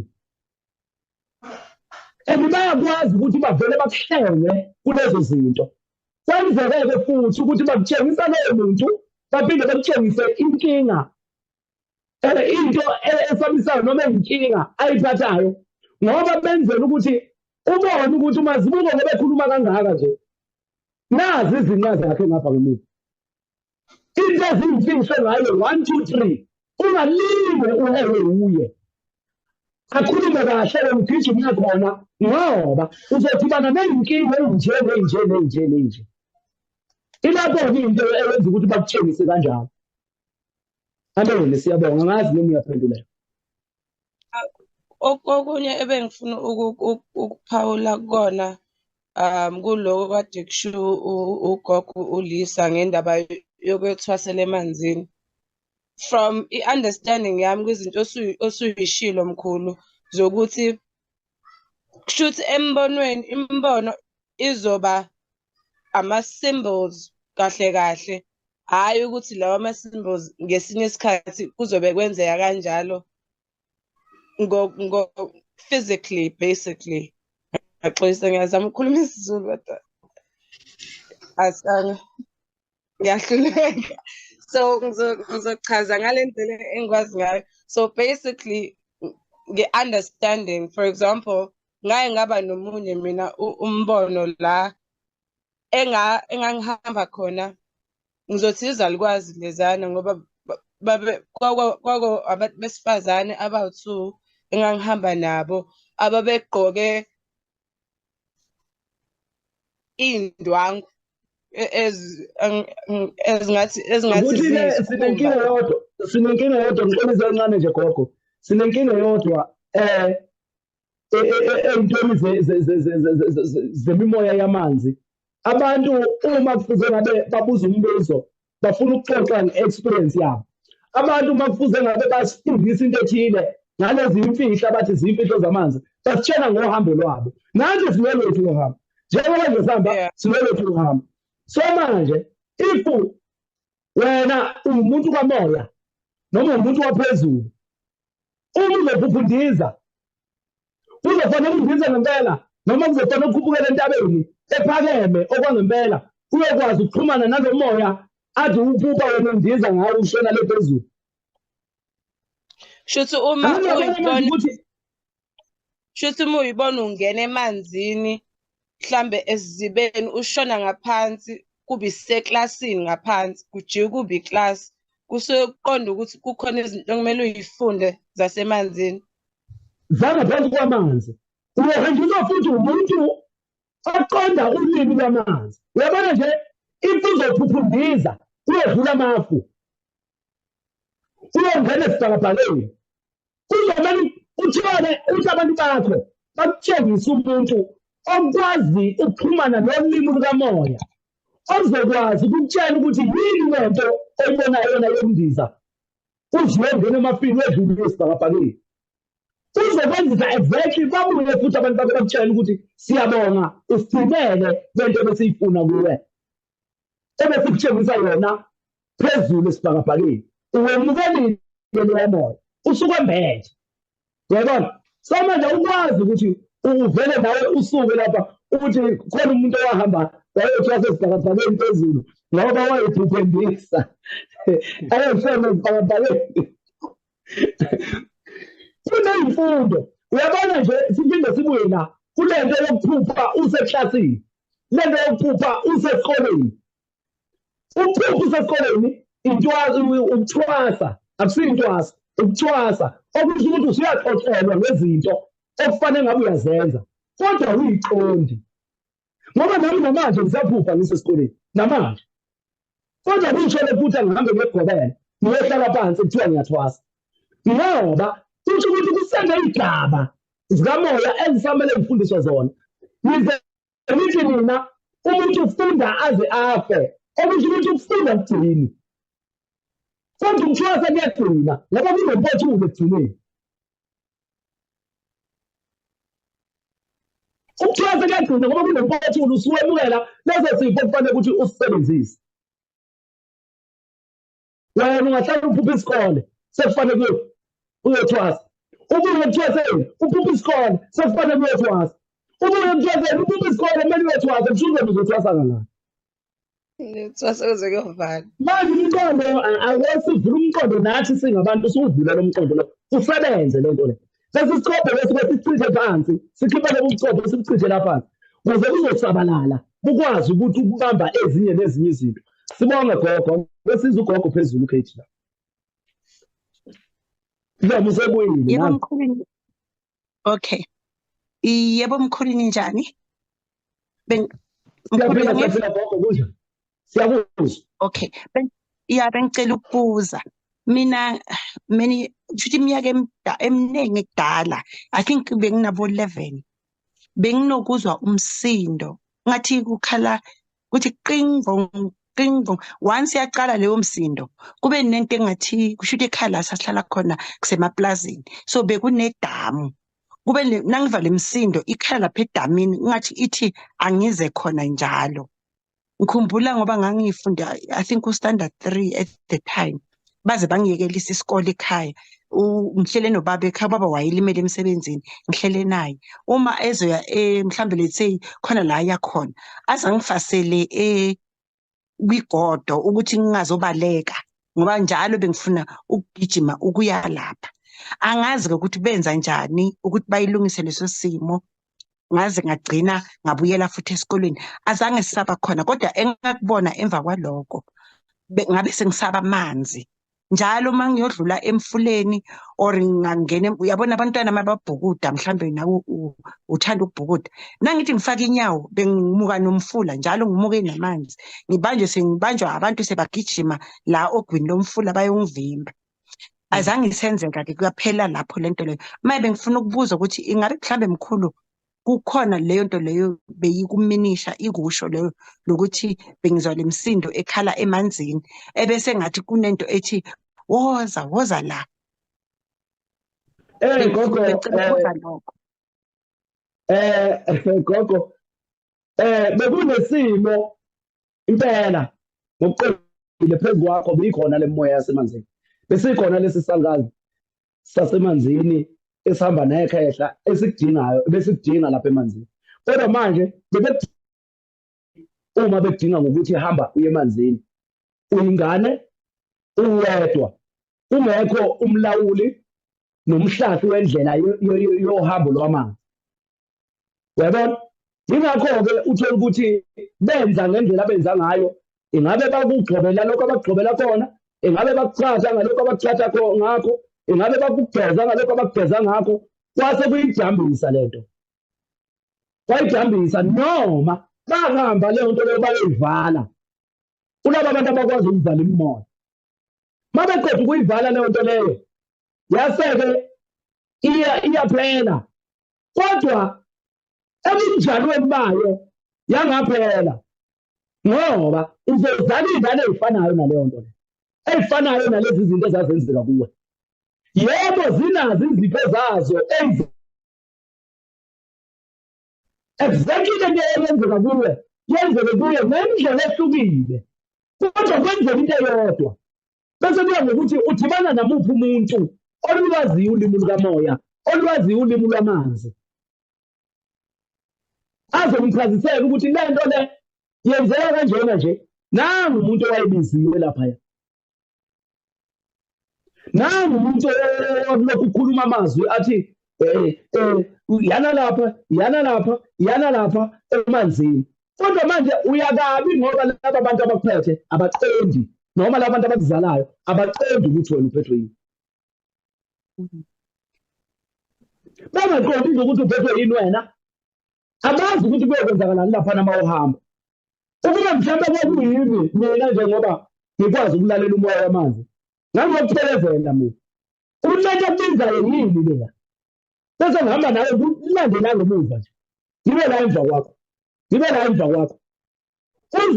uze ufike lapho ngibone ukuthi wenzani la kwenzakalani so manje bayibuka nabo ngokwesaba kwabo into esiyenza ukuthi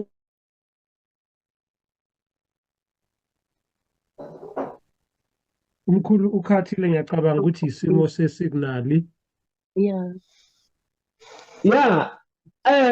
yilabo abantu abangiphazamisayo labo bafuna okay sorry mkhulu ngcono mawuzwile ungaqala iphuzu lakho labo ugcine khona njengoba uye wakhatheka kancane intambo zikuwo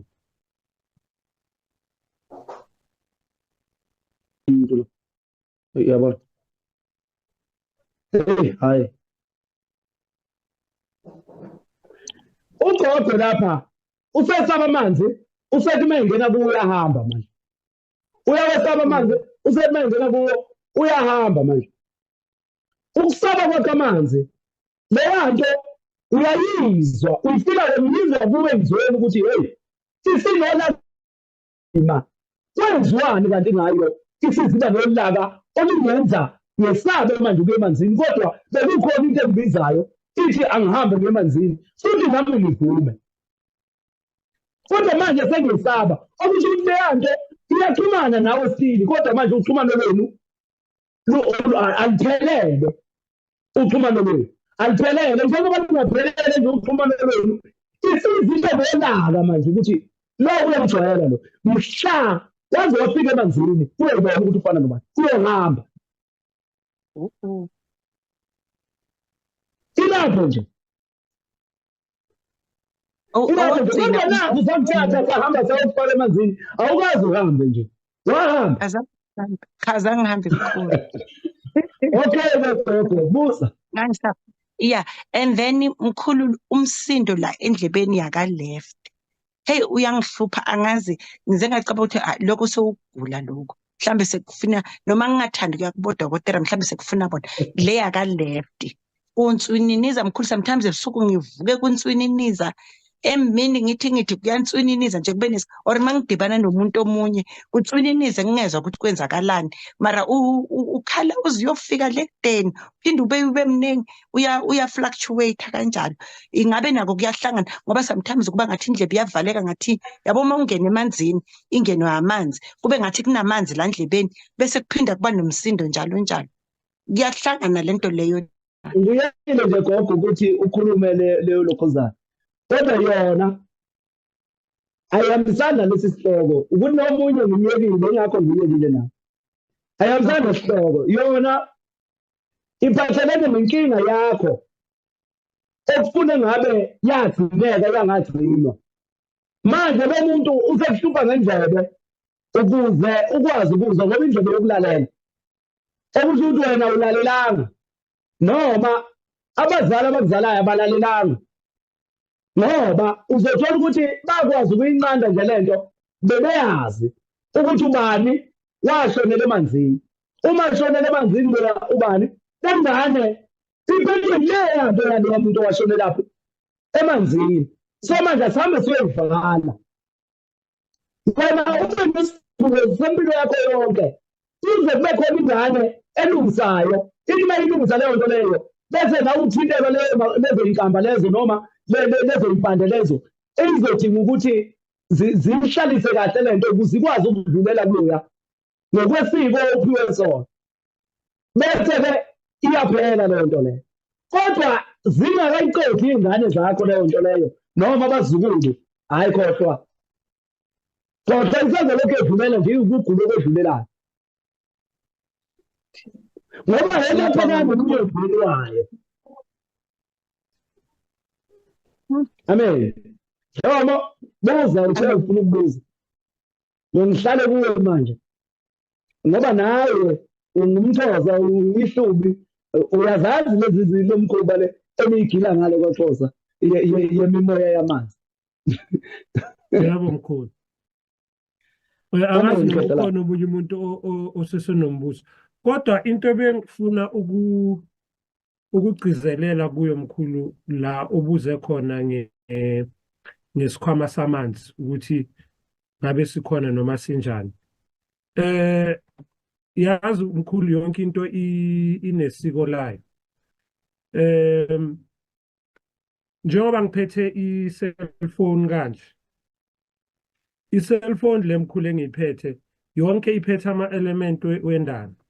Iplastiki le noma iraba kunesihlahla laphana kakhulu esivela kule country abathi Ivory Coast esikhipha incindi le ejike yenza iplastiki. Ibhetri leli mkhulu kunesembiwa okuthiwa i-cobalt esiphuma eCongo ukuthi ibhetri le i-cellphone ibe ne. Okay Dlomo sizolahleka-ke ekhehla lami sizolahleka manje kancane angibonise nje ukusivala. Yeah. Sizolahleka kancane. Asikwazi ukuthatha into zokuvela siyimatanise nemvelo. Ngoba lezi zokuvela zikwazi ukuthi ziyibulale imvelo. Uyabona nje manje uqala ngefoni. Ifoni uthi usaphupha usaqeda nogogo ebusuku iringe ifoni. If ifoni i-connected nemvelo njengobuso nje ngabe uphazamisi ngabe uyaqhubeka ulokhuzana ukhulume nalesala somoya ukhuluma naso lapha ebuthongweni bakho kungabikho into engihlukanisayo noma ingani mayiqeda ukuringa ukhulume nayo ucede uthi uma ubuyela ibuyele le nkulumo ekade ikhuluma njengoba injalo ngoba le nto kade ukhuluma ngayo i-connected nezinto zemvelo ixhumene nezinto zemvelo so manje awukho usehlukaniso manje bona laba bantu abakhanda amafoni bawakhandela ukuthi singaxhumani nomoya sixhumane nomoya wezinombolo zefoni njengoba nje kusixhumana ngamafoni singaxhumani nomoya ukuze sehlukane nemvelo so manje sizolahleka kakhulu uma sizothi uma sikhuluma into kamoya siyilandelela ngokwesihloko sayo bese kungena izinto ezinye zemvela. Ngcono kube ubukhuluma ngesihlahla nje esikhulumayo sikwaziyo ukuthi sikhulume nawe size ukuthi sithini lesi sihlahla lezi. Okay. Njengesihlahla sakhefelezi le. Lalela mkhulu, ngiyayizwa lento wenza iphuzu elihle, kodwa into engizama ukuyiveza ukuthi into nento inesiko layo. Abantu bakudala babenamasiko okwenza izinto. Ikhona lapha esiXhoseni olunye usiko lasemanzini lenkomo emhlophe. Lapho khona kuhlinzwa khona inkomo emhlophe, yonke inyama le yakhona inkomo emhlophe ibekwe esikhumbeni sayo, ibeke lapha emfuleni wena mkhulu, and then inyama ishone ngezansi, isikhumba sesibuya sodwa. Siphinde sibuye Dlomo. Kungani kuyusiko lakaXhosa kodwa amaXhosa aqhamuka kubambuni? Yini lenziwa yithi sonke leyo nto futhi ngesimkhuba? Amalobo mkhulu, umzekelo isiko lentwaso yabantu baseNorth bamaPedi. Insimbi emhlophe isiko lentwaso Ayikho into enjalo. Yayibona into enjalo. Dlomo, No. Okay, ngicela ungilalele. ayikho into enjalo. Mana sizothuka kakhulu uma sizovumela into ezifana nalezo. Okuthi ukuthi siyavuma ukuthi umndawo waseMozambique owaseZimbabwe umndawo uma sizothi thina sibaphikisela nto abantu mabethi umndawo waseMozambique isizwe samandawo esingesaseMozambique. Wayesibaphikisa. Okuthi ukuthi thina nathi asiyazi lento esiyikhulumayo. Lalela Uma ngizothi mina amaZulu okuthi ukuthi amaZulu athwasisa umoya wezulu. Manje asiphumeni sibele kulento ngoba iyasijulisa. Siphume sibele lento ukuthi inhlimo lwayo. Njengoba inosiko lwayo, into yaqala yaba nomthetho yaba nosiko. Okusho ukuthi akusesiye yemvelo. Sekuyimo yakho. Yakuba uwe leyo. Okay mkhulu, ngiyakuzwa ke mkhulu. Noma mina nawe singabe sibona kanjalo, kodwa egcineni kwesuku abantu bayenza isiko neyithethe ngeindlela zabo. Yiliphuzu engiza kulo. So iphuzu lami Yiyona lento esingayifuni thina. Sithi Okay, indlela yakho. Iwathi indlela yakho uyisaphi phekithi? Usitshelelani thina? Uma kuyiyo yakho indlela. Usitshelelani thina siyazelani thina? Ngoba phela lento ile yakho, imfihlo yakho, isithethe noma isiko lakini. Angithi injalo nje. Kufanele ukuthi Dlomo umhlaba wawuhlangene ulokhuzana uyinto eyodwa wahlukana.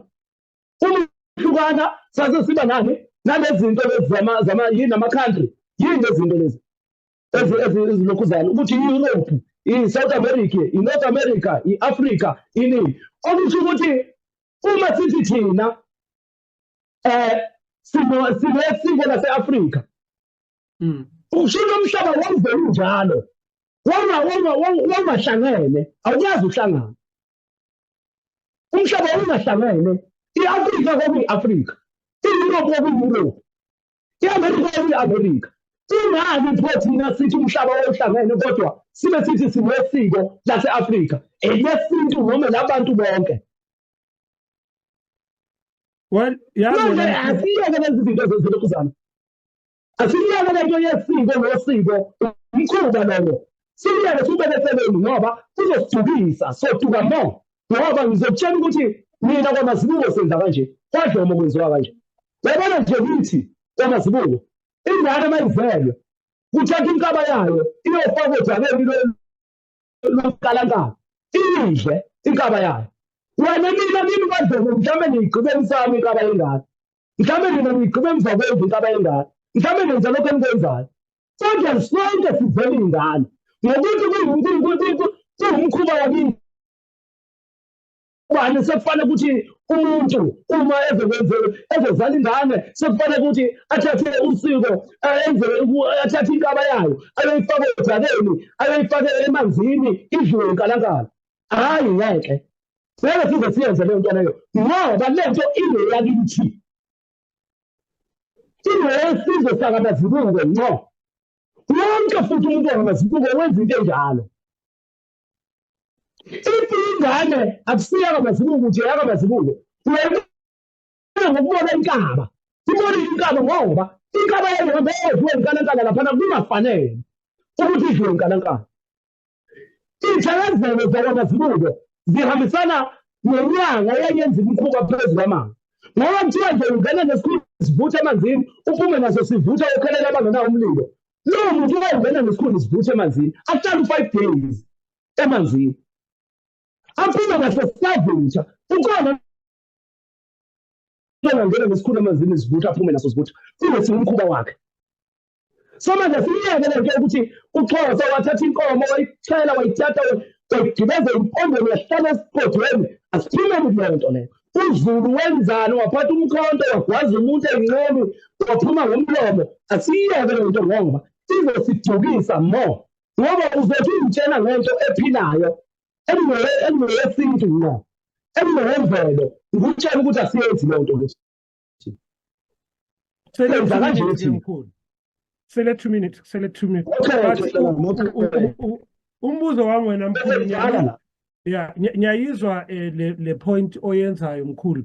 Kodwa in reality angeke sisajika ukuthi kunabantu ababesuthu, kunabantu abamezulu, kukhona abantu abamaswazi, and umuntu ngaleyo ndlu akakuyo uzomela yona mkhulu. Omswazi uzokutshela ukuthi hayi siyamaswazi senza kanje. And then manje umbuzo uzothi ke mangabe sizothi ayikho lento leyo, ngabe isolution yaloko iba yini?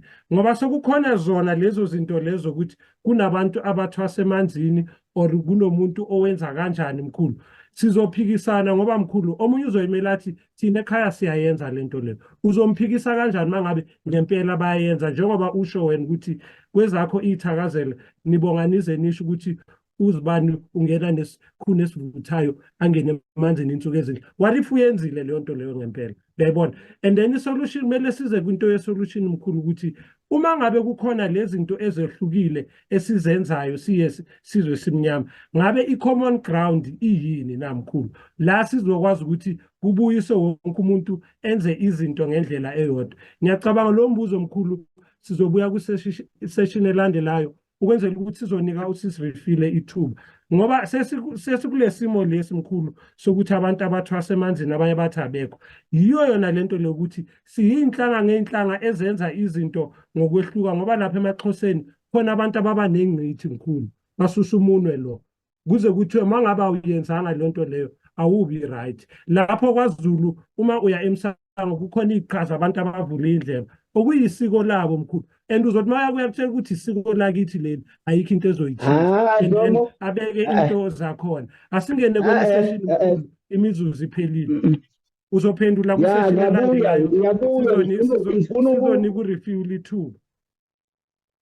Ya, ngiyabuya ngifuna ukuphendula lapho, ngifuna ukuphendula. Ngiyabuya. Akudala sibuye. Okay. Sivale sibuye. Yebo, kuzoba isession yokugcina sonika wena refill ithuba. Mhlambe before umkhulu aphendula lento le kuzomela sinika wena i-chance ngoba mina nomkhulu asiqedi singaphikisana kushona ilanga. Yeah, because I just want to ask. Khona mkhulu Mazibuko, ngiyacabanga mkhulu ukuthi ngaphambi kokuthi mhlambe siqhubeke or uphendule lo mbuzo wami ekuhlonipheni isikhathi bengizocela sinike usisirifile lapha ithuba lokuthi abuze, and then mase uqedile ngephuzu lakhe if akavela omunye umuntu mhlambe nginga-eda kulamaphuzu ebese ngiwaphakamisile mhlambe nawe uphinde ke uphendule lapho. Ngiyabonga. Sisirifile. Wathi nje mana ncane. Wathi nje mina sengishaya isikhathi sokuthi kufanele ngihambe ngemanzini. Abantu bangilindile la ngaphandle, bahleli la ngaphandle. Bangilindile kufanele ngihambe ngemanzini.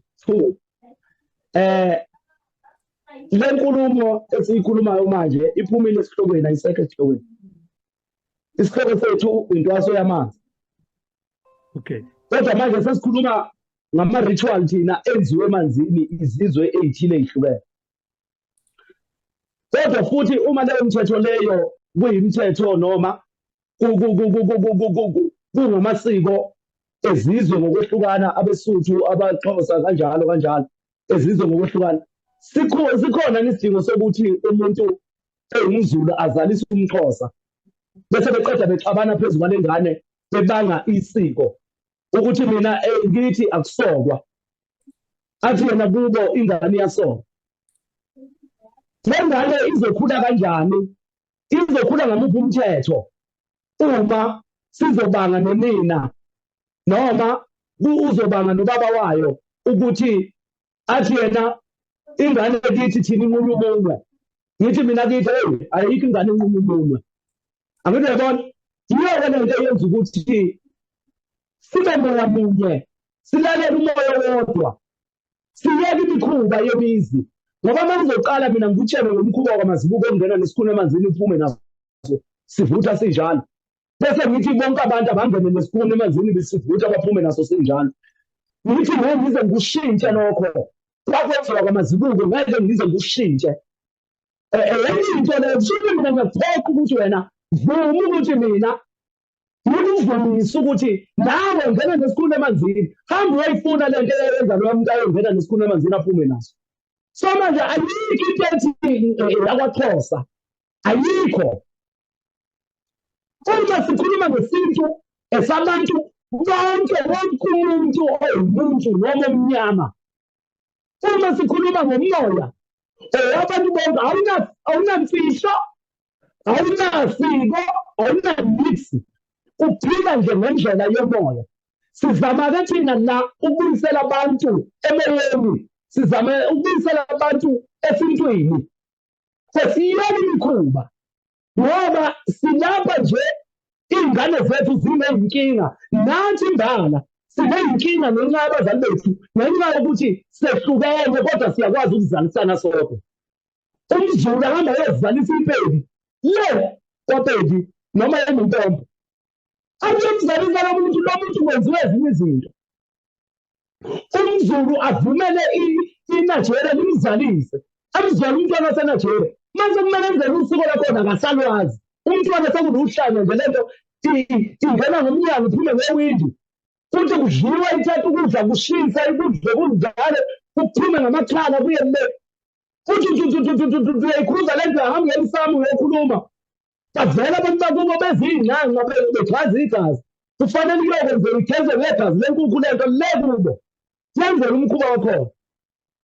Kushuthi kahle asisile abantu, sehlukene uma umkhosi umkhosi, uma umZulu ungahlangani nomZulu. Uyabona? Kungani khona singabantu abakwazi ukulapha umXhosa kodwa ewumpedi yena? Uma kuyikuthi kufanele siveze amasiko nemikhuba yakithi ukuthi mina kithi nje kunje, futhi angishintshi lokho. Uyabona? Sizohlukana-ke ngento enjalo ngoba yiyona esidikisayo. Sikhulelwa zingane nje kanje, siyelashwa singelapheki, yiyo leyo nto leyo. Siyakwazi ukuthi kwaXhosa thina siyasika, eZulu thina sihlala nephorona kawethu. Manje yabona-ke leyo nto leyo, iyinkinga leyo nto leyo. Okusho ukuthi kufanele ukuthi sihlukane vele phakathi. Sima okwaXhosa kube okwaXhosa, okwaZulu kube okwaZulu, okwaNdebele kube okwaNdebele, okwaSwati okwaSwati. Ukuze sizogwema lezi nkinga zokucambelana amanga sithi uthwase emanzini ungathwasanga. Ayikho into ethi uthwase emanzini, ayaze futhi ibe khona. Awuqhubeke gogo ubuze. Yebo, sicela usisirifile simnike ithuba lokuthi abuze umbuzo wakhe. Sisirifile. Oh my God. Okay. Ya uyazwakala yebo. Sanibonani. Nazo-ke isilungu lapho. Oh, sanibonani, mkhulu. Sawubona. All right. So mina ngifuna ukubuza because ngibe nephupho ngempophomali le. Nakho. Iyo le enivezayo. Mkhulu.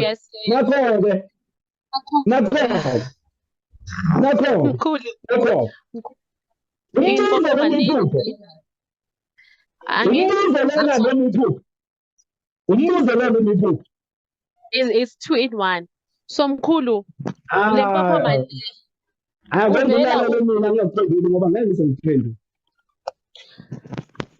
mkhulu angithi lena impophoma and then kuvela umuntu aphethe i-guitar engathi bayangibonisa uyaphuma lo baba lo lapha emanzini. Manje bengifuna ukwazi ukuthi kusho ukuthini yini kona lokho or ungabuzi. Angihlaziya amaphupho ngiphendula imibuzo yesihloko samanzi sentwaso yasemanzini. Angihlaziya amaphupho ngiphendula umbuzo wesihloko sentwaso yamanzi.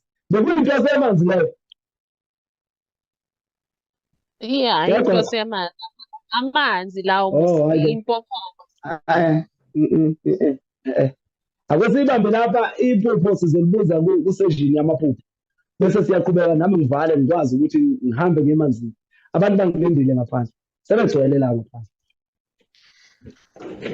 Okay.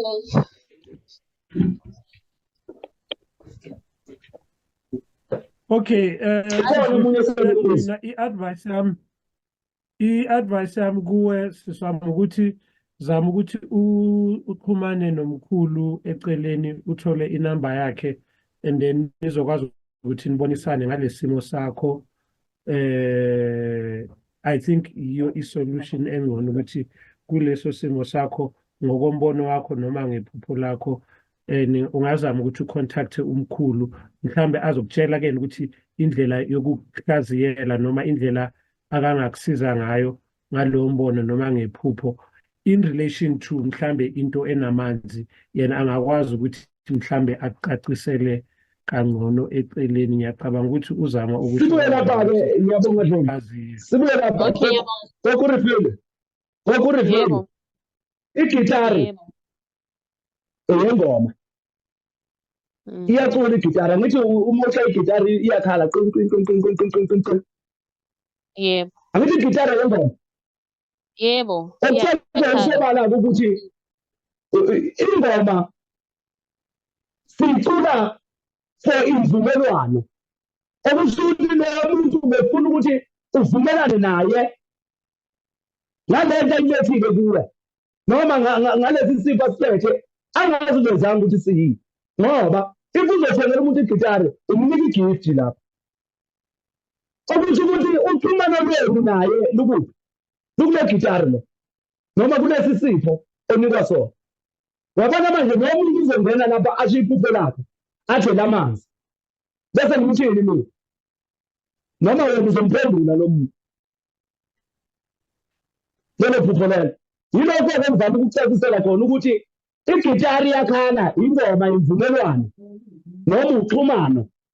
Okusho ukuthi sekufanele yazi-ke wena ukuthi ungena emaphusheni uzochaza lelo phupho lakho ngikuchazele ukuthi usho ukuthini lo muntu. Amen. Alright. Amen. Sengizwile. Ngiyabonga. Siyabonga sisirifile, siyabonga nawe mkhulu. Nangu bafana Zoya. Bafana sizocela u-unmute i-mic uvele ukwazi ukuthi ubuze umkhulu ngoba ngiyacabanga isession yokugcina le. Nakho-ke bazokubuza ngamaphupho nabo nakho-ke awuzenzile. Sanibonani mkhulu, sanibonani. Angimboni this. Sanibonani. Yeah, mkhulu cha kubuza ngamaphupho uzobuza ngentshontsho yamanzi. Ngifuna ukwazi mkhulu ukuthi okay nakho ngithwasile for example ngithwasile ngizinto asemanzini ngokomoya. So ngifuna ukwazi ukuthi mawusoqedile mawusophothula uphothula ngokwenyama o kuhamba kanjani. Nakho ngiqedile ke sekufikele lapho kusengiqedile khona ngokwentwaso yomoya emanzini. Mase ngiphothula ngokwenyama. Noma ngokomoya. Emoyeni usho intwaso kanjani? Wahamba emoyeni wafika wathwasa noma waphupha waboniswa ngendlela oboniswa ngayo leyo ntwaso yasemanzini. Ngamaphupho mkhulu angithi. Nokusho ukuthi-ke okwenza ephusheni uyakwazi futhi ukwenza kuphi enyameni ukuze kuxhumane nalokho kubeni bekuphi. Ukuze kube khona ukuxhumana. Ngoba phela baningi abantu abaphupha izinto zasemanzini bangabatholi abantu ababasizayo ngoba lezo inkinga zasemanzini. Uthola ukuthi bayaqhubeka iy'gulo zomoya zikhona kubo ngenxa yokuthi akamtholi umuntu okwazi ukumxhumanisa nabantu bakubo noma nemimoya le empethe ngeyasemanzini. Okusho ukuthi uma usuphothula uyophothula enyameni phela ngoba uzobe usuwenza leya nto wayiphothula ngomoya usuyiphothula ngokwenyama la ukuze ikwazi ukuxhumana idlulele kwesinye isigaba ikufundise futhi noma ikucele esinye isicelo okudinga ukuthi senziwe phezu kwakho. Amen. Amen. Nkosi. Yeah. Siyabonga siyabonga kakhulu. Angazi mkhulu angiboni izandla sibone kuma comments akho umuntu lapha yana mhlawumbe ubeke umbuzo ukwenzela ukuthi mkhulu sikwazi ukuthi sikhulule njengoba sekukhona abantu abakulindile lapho ngoba mkhulu sometimes abantu masebelindile lapha bangathi si unfair ngoba sesenze ama session amathathu ngiyacabanga. Nondaba madoda. Angiboni umuntu mkhulu osesenombuzo ngoba nami lokho bengifuna ukukubuza ngoba besese ku-comment ngizocela ukukureserve ukuthi si save isikhathi for labantu asebekulindile lapho kumele ubathathu basemanzini.